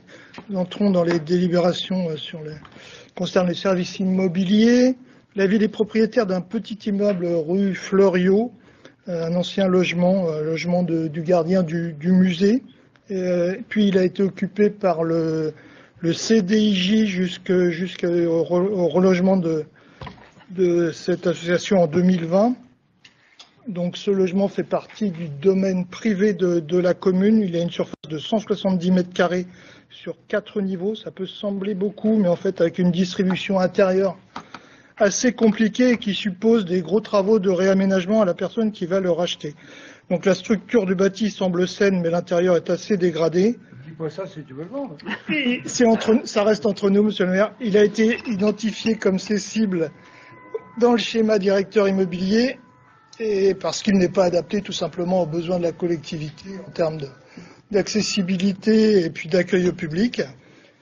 Il est repéré au PSMV, puisqu'il doit être du 18e. Il y a une courette intérieure qui doit rester dans l'état. Il est souhaité de vendre ce bien rapidement parce que nous ne souhaitons pas qu'il soit squatté ou bien dévasté. Nous pratiquerons donc par vente notariale interactive si vous en êtes d'accord, avec 2 éléments essentiels. Pas de clause suspensive concernant l'obtention d'autorisation d'urbanisme, premier point. Et second point, une application d'une cause anti-spéculative de cette année, c'est-à-dire que l'acquéreur ne pourra pas revendre le bien avant 7 ans. Le prix de présentation sera de 382 500 €. Voilà. Donc le choix de l'acquéreur sera fait sur la base de la meilleure offre financière et il sera donc proposé au Conseil d'autoriser la cession.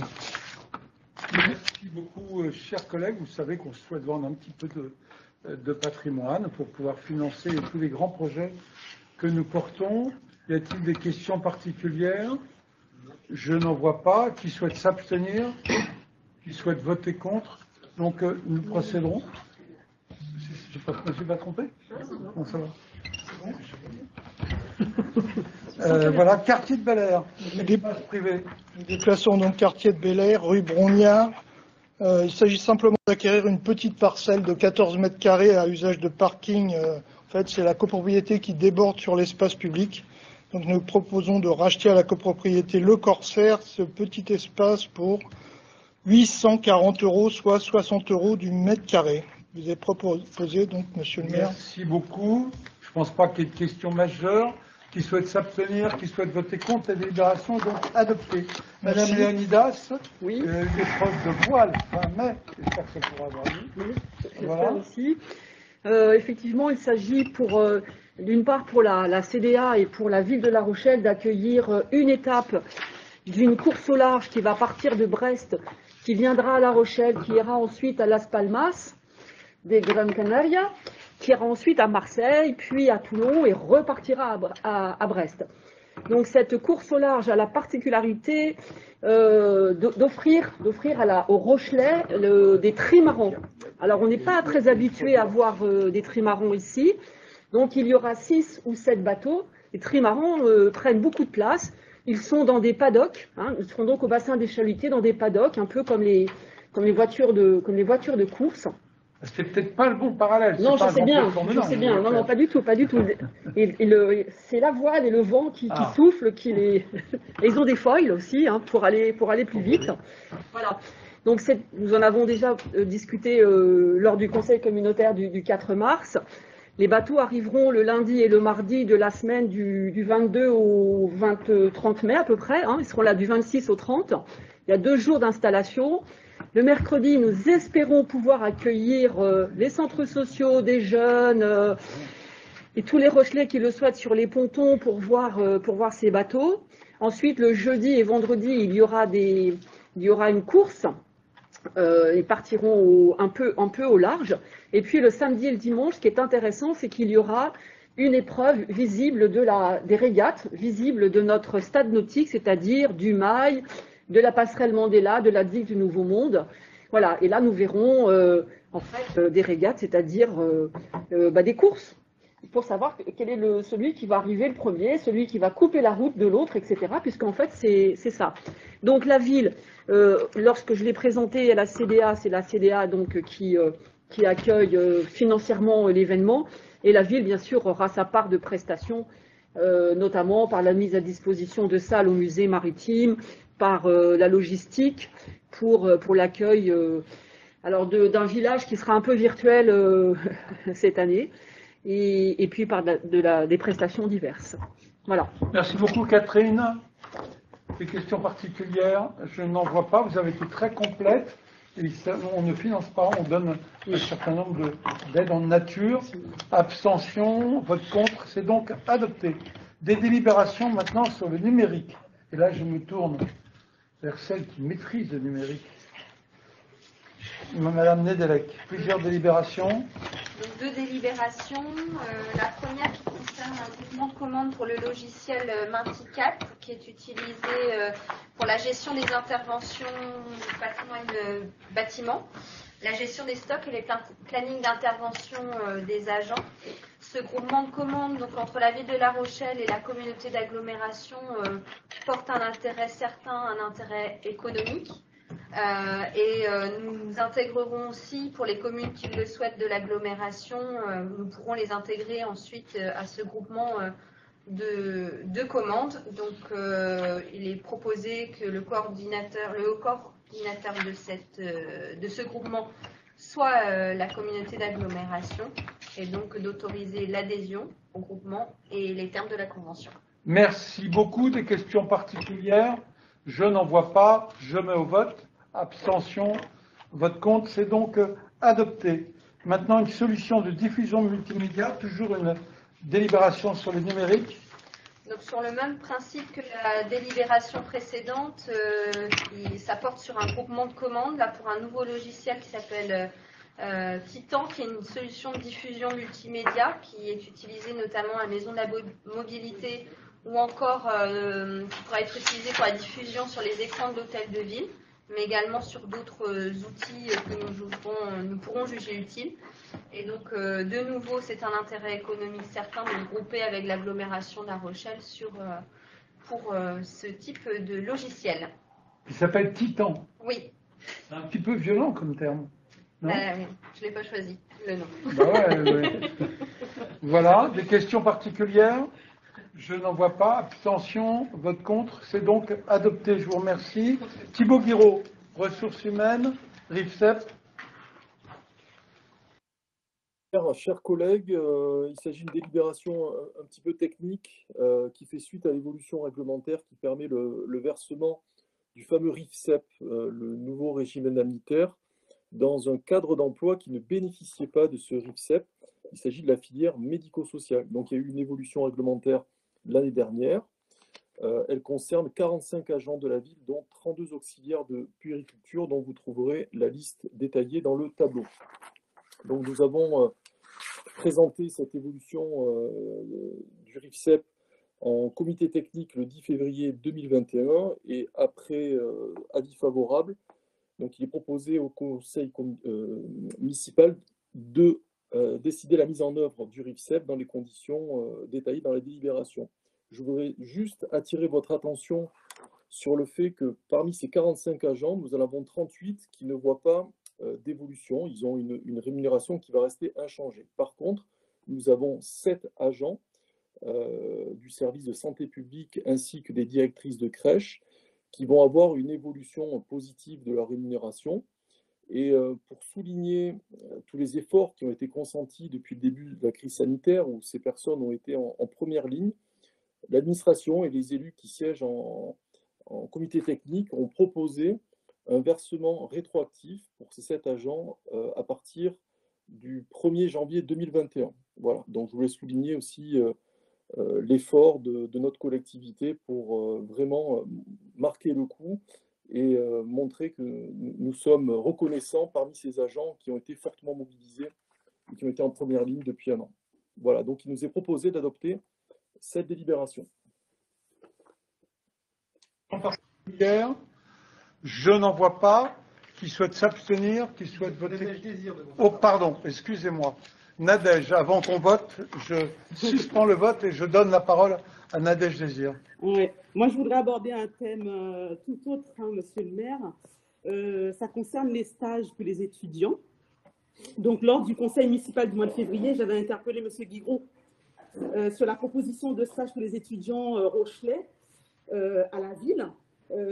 Et c'est vrai qu'en tant que conseillère en insertion professionnelle et en tant qu'élue à la ville de La Rochelle, j'ai expérimenté la phase de demande de stage gratuit à la ville. Et je vous avoue, croyez-moi, que c'est difficile et incompréhensible. J'ai eu l'impression, très sincèrement, de partir à la conquête de l'Himalaya, entre les réponses tardives et les réponses pas très compréhensibles. Il y a de quoi se poser des questions. Moi, ce que j'aurais aimé vraiment, c'est qu'on puisse avoir, comme l'ont fait d'autres collectivités, une plateforme où on pourrait avoir connaissance des stages, où les étudiants pourront postuler en ligne. Parce que c'est vrai qu'en 12 ans d'activité, j'ai fait 12 demandes de stage à la ville de La Rochelle et 2 stages seulement ont abouti. Donc, des stages en divers domaines. Et donc, un stage aux espaces verts et un stage au CCAS de La Rochelle, à l'EHPAD du Champ de Mars, ont abouti.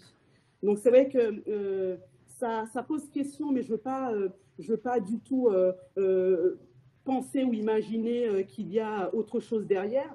Mais c'est vrai que beaucoup d'étudiants que j'ai pu rencontrer sont sceptiques et n'osent même pas faire la demande parce qu'ils savent d'emblée que la demande va être refusée. Et j'ai même rencontré un jeune qui habite le quartier de Villeneuve-les-Salines qui m'a dit de toute façon, à la ville de La Rochelle, on n'accepte pas les stagiaires qui habitent à Villeneuve. Donc c'est vrai que c'est malheureux. Moi, ce que j'aurais vraiment aimé, c'est qu'on puisse avoir une plateforme, comme le fait le département, sur lequel on a connaissance des stages, où les étudiants pourront postuler, où chaque année, on pourra avoir un état des lieux, savoir combien de stages ont été accueillis à la ville de La Rochelle, dans quel domaine, quels sont les quartiers de résidence, etc. Il faut vraiment, je pense que c'est important, surtout à l'heure actuelle, qu'on puisse laisser sa chance à tous et surtout qu'on puisse avoir un vrai coup de pouce aux étudiants. Donc, merci beaucoup. Donc, j'espère que ma demande sera entendue, mise en place, parce que je pense que c'est vraiment important. Merci de votre intervention. Thibault, sur cette idée de mise en place d'une plateforme. Je voudrais juste répondre à Madame Désir. En effet, nous recevons de nombreuses sollicitations, de nombreuses candidatures. Comme vous avez pu l'expérimenter, nous répondons à chaque candidature, même si c'est un non. Il nous est difficile, en tout cas pour ma part, il m'est difficile d'imposer des stagiaires au service. À chaque fois, la direction des ressources humaines, en fonction du CV, en fonction de la lettre de motivation, envoie au service. Le service répond. Je comprends ce que vous dites, c'est vrai, vous l'avez expérimenté, vous m'avez sollicité. Il ne faut pas dire que je vous ai répondu avec un peu de retard, je vous ai répondu et la direction des ressources humaines vous a répondu aussi. Mais j'expérimente comme vous les grandes difficultés pour positionner des stagiaires en grande quantité. Nous avons un certain nombre de stagiaires dans chaque service. Je ne peux pas vous donner le nombre exact, mais la ville de La Rochelle accueille des stagiaires. Par contre, nous sommes, et je vous l'avais dit au dernier conseil municipal, quand vous avez un service où une grande partie est en télétravail, c'est très difficile de leur positionner des stagiaires en plus. Donc, bon, voilà ce que je peux vous dire aujourd'hui. Qu'on ait une vision globale du nombre de stagiaires à l'instant T et le nombre de possibilités d'accueillir des stagiaires dans chaque service, pourquoi pas, nous devrions y travailler, mais ce serait plutôt avec la direction des systèmes de l'information, avec l'informatique pour mettre en forme cette plateforme. Donc, en ancien joueur de rugby, je vais faire une passe à ma collègue Marine Delec pour organiser cette plateforme.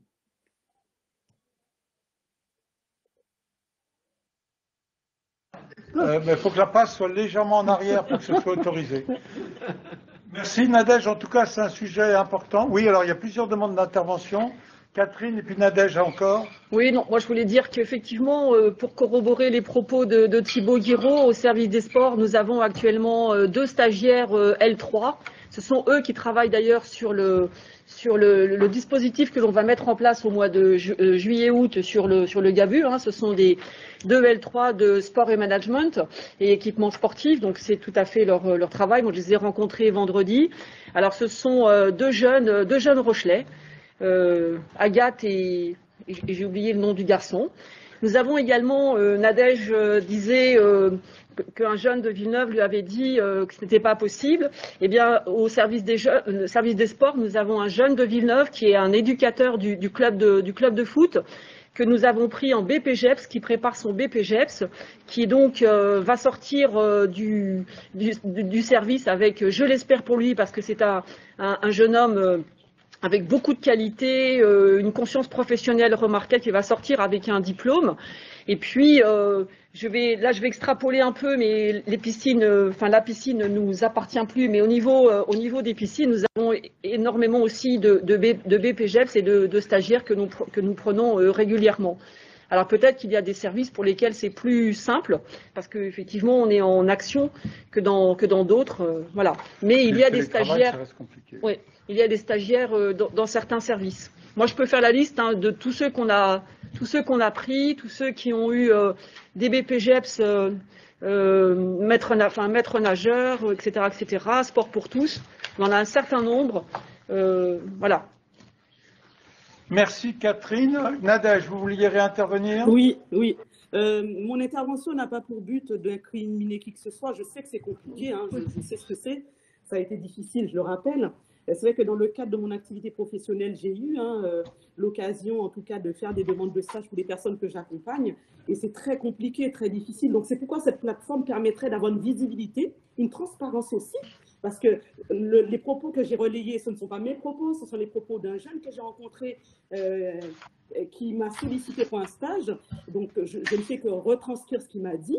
Et c'est vrai que ça peut laisser penser des choses qui ne sont pas véridiques en tout cas. Donc, cette plateforme pourrait, comme l'a fait par exemple le département, et ça fonctionne très bien, c'est une plateforme où on pourrait avoir en début de chaque année scolaire la liste des stages avec les services qui accueillent des stages. Et donc, ça nous permet d'avoir une lisibilité, une clarté, donc pour permettre à chacun de pouvoir postuler en toute transparence sans pour autant, sans piston. Voilà, je vais dire les choses telles qu'elles sont parce que ça fonctionne comme ça. Ce n'est pas que la ville de La Rochelle. C'est très compliqué aujourd'hui de trouver un stage. Et donc, c'est vrai qu'on a l'impression, en tout cas, les étudiants qui n'ont pas de famille bien placée, on va dire, ou qui n'ont pas un pied quelque part, n'a pas de stage. Donc, c'est très difficile. Donc, il faut qu'on puisse laisser la chance. Oui, bien sûr. Et voilà. Merci. Merci Nadège. Je pense que tout le monde est d'accord avec vos propos. C'est très compliqué pour avoir des stages. J'ai reçu ces derniers jours la directrice du Crous avec laquelle on a fait le point, notamment avec les aides départementales, et on voit bien que la question des stages reste encore très compliquée et que c'est un vrai souci pour les jeunes de pouvoir entrer dans la vie. Chers collègues, Madame Coffy demande la parole. Madame Coffy et Monsieur Pasquier. Et Éric Pasquier et Madame Coffy, dans l'ordre que vous souhaitez. Madame Coffy, s'il vous plaît. Bonjour à tous. Éric, je sais à peu près sur quoi tu vas rebondir et c'est très bien. Donc, je voulais tout simplement appuyer la demande de Madame Désir concernant ces jeunes qui ont du mal, encore une fois, à obtenir des stages et qui ont l'impression que un stage à la mairie est très très loin de leur possibilité. Donc, c'est intéressant et c'est aussi bon d'entendre ce soir en conseil municipal que ces jeunes-là peuvent, s'ils le souhaitent, faire des demandes et qu'il y a des jeunes de Villeneuve qui sont en stage et qui sont très bien et qui font l'affaire, qui sont très compétents. Madame Léonidas l'a rappelé tout à l'heure, des jeunes aussi de l'ALE, de partout, mais encore une fois, n'occultons pas que nos jeunes-là ont des difficultés, n'ont pas forcément le réseau pour pouvoir trouver un emploi. Donc, la proposition de Madame Désir qui consiste à ce que nous ayons une plateforme, moi j'y souscris. Je pense que le groupe Le Renouveau y souscrit aussi. Merci, Monsieur le maire. Attention, Éric Pasquier. Oui, je prends la balle au bon et j'intercepte la passe de Monsieur Guiraud. Effectivement, l'idée d'une plateforme me paraît intéressante, mais moi, je veux juste attirer l'attention. Je pense qu'il y a déjà des plateformes qui existent. Effectivement, Nadège Désir l'a dit, je crois, au niveau départemental, mais aussi régional. Il ne faut surtout pas être redondant par rapport à cette plateforme. D'ailleurs, je pense que la plateforme qui est au niveau régional, qui s'appelle C'est mon stage, je crois, est déjà soutenue par l'AGLO de La Rochelle et tout ça. Donc, faire attention aux doublons, quoi. Il ne faut pas non plus perdre tout le monde dans une multiplicité de plateformes. Merci beaucoup, Éric Pasquier. Marie Nedelec veut abonder dans votre sens. Marie ? Oui, je suis d'accord sur ce que vient d'évoquer M. Pasquier. Il y a plusieurs plateformes qui existent et l'idée n'est pas d'en rajouter une pour en perdre peut-être encore plus le message qui pourrait être diffusé, mais peut-être de travailler davantage sur une communication à destination des étudiants pour mieux les orienter vers une solution qui regrouperait l'ensemble des offres disponibles, que ce soit pour la mairie et voir comment nous on peut diffuser nos offres, mais aussi toutes les offres qui sont proposées pour trouver des solutions à ces jeunes étudiants. Merci beaucoup Marie. Madame Brossard demande la parole. Oui, José Brossard, vous avez la parole. Oui, juste pour dire que les mairies de proximité accueillent également des stagiaires et qu'actuellement, donc, la mairie de proximité de Villeneuve accueille 2 stagiaires. Voilà. Merci beaucoup, José, de cette information. Chers collègues, je vais mettre... J'ai fait voter ou pas sur le RIFSEP? Non. Donc, je vais faire mettre au voie la délibération sur le RIFSEP. Qui souhaite s'abstenir? Qui souhaite voter contre? Elle est donc adoptée. Merci beaucoup, Monsieur Guiraud. Alors, je vais prendre la main sur la dernière délibération parce qu'il est très important que personne ne demande le vote à bulletin secret. Donc, voilà. Alors, chers collègues, je vous rappelle que dès qu'il y a des nominations et des votes pour des commissions ou quelque nature que ce soit, je vais vous demander solennellement, quelqu'un souhaite-t-il un vote à bulletin secret? Personne n'a fait cette demande. Ensuite, chers collègues, êtes-vous d'accord qu'il n'y a qu'une seule liste qui a été construite avec les représentants des différents groupes politiques? Pour chaque commission. Pour chaque commission. Nous avons la commission développement économique, je vous épargne tous les noms, à moins que vous souhaitiez que je vous donne la lecture entière, mais c'est possible. Aménagement de l'espace et politique de la ville. Donc, y a-t-il eu consensus pour la construction de ces listes dans lesquelles tout le monde est représenté? On me dit que oui. Oui, nous avons consulté. Tout ça, vous êtes d'accord? Donc tout le monde est d'accord, il n'y a qu'une seule proposition. Donc je n'ai pas besoin de faire de vote, chers collègues. Et donc ces listes telles que vous les avez sont admises. L'ensemble des groupes sont représentés à la fois comme titulaires et comme suppléants dans les 3 commissions de notre communauté d'agglomération. Je vous remercie d'avoir choisi le vote. Enfin, d'ailleurs, il n'y a pas eu de vote. En fait, il n'y a qu'une seule candidature. Voilà. Ensuite, j'ai une délibération. Alors, ce n'est pas une délibération, Monsieur Guiraud.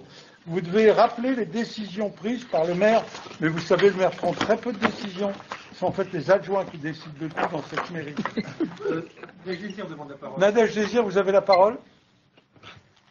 Oui, merci beaucoup encore, monsieur le maire. Je vais vous embêter ce soir, je suis désolée. Donc, j'ai reçu récemment un courrier du service de l'éducation m'informant de l'inscription de ma fille en classe de CP. Et donc, cela montre tout clairement que le service de l'éducation prépare la prochaine rentrée scolaire. Donc, j'ai profité puisqu'on a beaucoup de temps ce soir, on va dire, on a de la chance de pouvoir terminer tôt, de pouvoir mettre un sujet qui me tient à cœur sur la table. J'aurais aimé qu'on puisse discuter du petit déjeuner.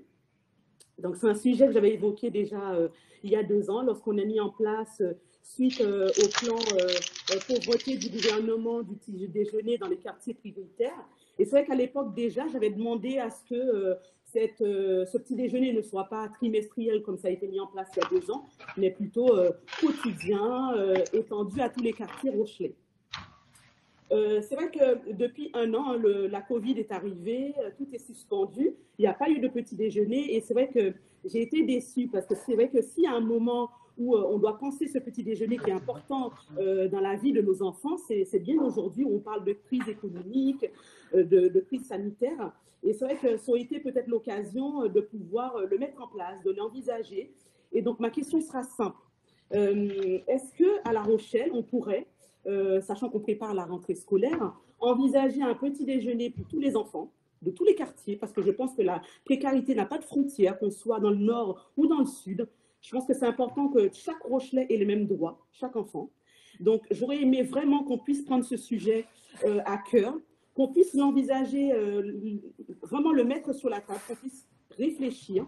Et je sais que vous allez me dire que c'est une question de budget, d'organisation, entre le temps scolaire. Rien dit du tout. Scolaire. Je sais ce que vous allez me dire, mais je pense que lorsqu'on veut... Non, je ne vais pas le dire maintenant. C'est un proverbe que j'aime beaucoup.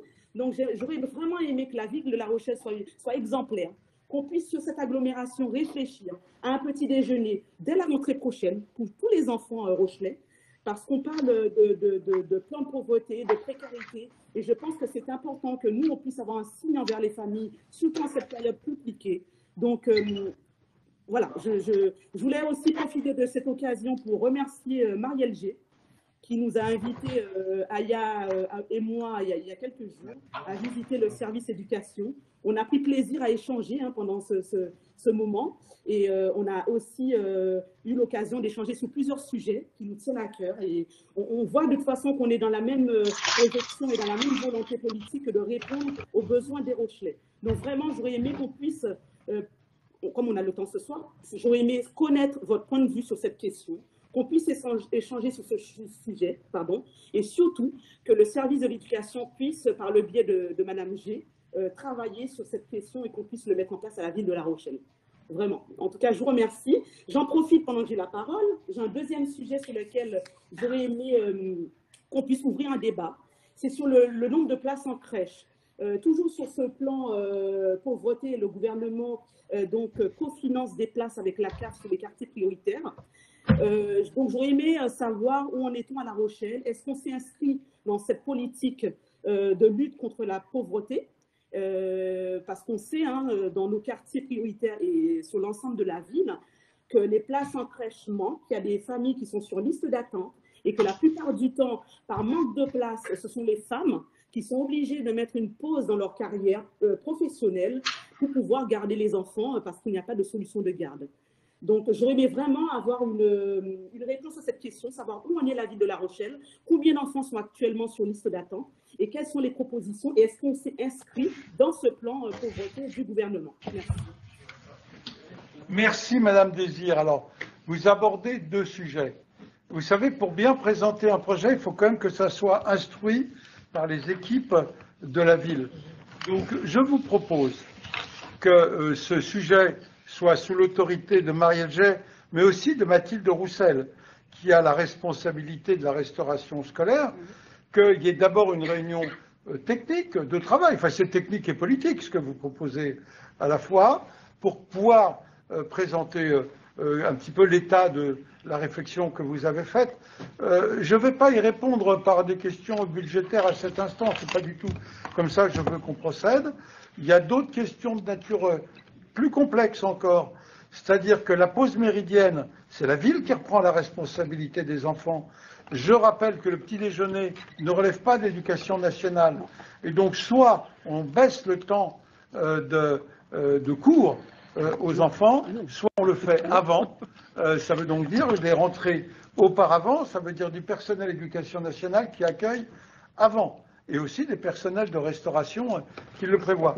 Donc vous voyez, ce sont des sujets plus complexes. Moi, ça ne me gêne pas du tout qu'il y ait un petit groupe de travail associant Marielle et Mathilde, parce que c'est elle qui nous a piloté toute la réforme formidable qu'on est en train de faire sur la restauration scolaire, et puis ensuite qu'on puisse en débattre. Mais je n'ai pas envie véritablement d'un débat sans que ce soit construit, préparé. Il en va de même sur le deuxième volet, sur les crèches.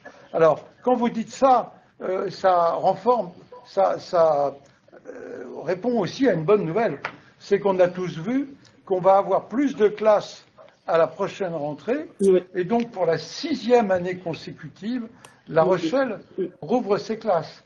Ça veut dire que sur toute la politique du logement, et comme on sait, des jeunes couples sont rarement très fortunés, notamment du logement accessible, du logement social, ça montre que la jeunesse réinvestit notre ville, après l'avoir quittée pendant longtemps. Donc c'est à la fois une bonne nouvelle, mais c'est aussi une responsabilité nouvelle d'être en capacité de bien les accueillir. Il y a plein de sujets qui découlent de cela. Sachez que je vous propose de travailler en 2 temps, qu'il y ait un travail avec nos services et pour regarder la faisabilité, et puis ensuite, on a un débat plus politique, plus public, dans une des prochaines réunions. Vous savez qu'on fait au début de nos conseils des temps de débat sur des sujets divers. Ça ne me gêne pas du tout que ce sujet soit mis à l'ordre du jour prochainement, mais après un temps de préparation, parce que j'aime bien qu'on prépare sur la faisabilité, sinon on va mettre nos services dans une mission impossible. Voilà, chers collègues. Monsieur le maire, c'était l'objet de ma demande. Je vous remercie vraiment de pouvoir de répondre à cette question et qu'on puisse envisager. J'ai pas dit oui, hein. J'ai dit que, avant de remercier, j'ai dit que j'étais d'accord pour qu'il y ait un travail technique de voir les choses sur lesquelles ce qui est possible et ce qui ne l'est pas. Donc ça sera instruit. Voilà. Voilà. Chers collègues, nous arrivons au terme de nos travaux. Je vous remercie encore parce qu'ils ont tenu toute la séance du conseil municipal. Monsieur le maire. Ah oui, pardon, Thibaut Guiraud. Thibaut, je ne voulais pas vous couper la parole. Vous devez rendre compte des décisions prises par les adjoints maires, parce que c'est eux qui font tout dans cette mairie. En effet, bon, on va aller vite. Le musée d'art et d'histoire a signé 3 conventions pour des prêts d'œuvres. Ensuite, je vous informe que pour faire face à des besoins momentanés de trésorerie, le Crédit Agricole nous a accordé l'ouverture de nouvelles lignes de trésorerie à hauteur de 5 millions d'euros. Nous avons renouvelé l'adhésion à un certain nombre d'associations, la FIPAD, l'Association Ville Amie des Aînés, l'Association Française des Communes, l'Association Rochelaise d'hébergement pour les étudiants et les jeunes, l'association Reseco et l'association AMPA et Centrale d'achat Capaki. Et puis nous avons demandé un certain nombre de subventions à nos organismes financiers tels que la DSIL pour restaurer la Maison des Écritures, pour la restauration du dépositoire du cimetière Saint-Éloi et puis pour procéder à des rénovations thermiques sur un certain nombre d'opérations, des groupes scolaires notamment. Voilà ce que je pouvais vous communiquer ce soir. Merci beaucoup. Il n'y a pas de vote sur ce point. Nous prenons acte que vous nous avez rendu compte. Chers collègues, nos amis qui ont été ici bien avant nous et qui ont beaucoup travaillé pour notre ville, ont fait tout le conseil municipal à nos côtés, je veux reciter leurs noms: Gérard Gomez, Marc Coursimo et Christian Fabre. Je veux les remercier de leur présence assidue à ce conseil municipal. Merci à vous et très bonne soirée. Bonne soirée. Au revoir.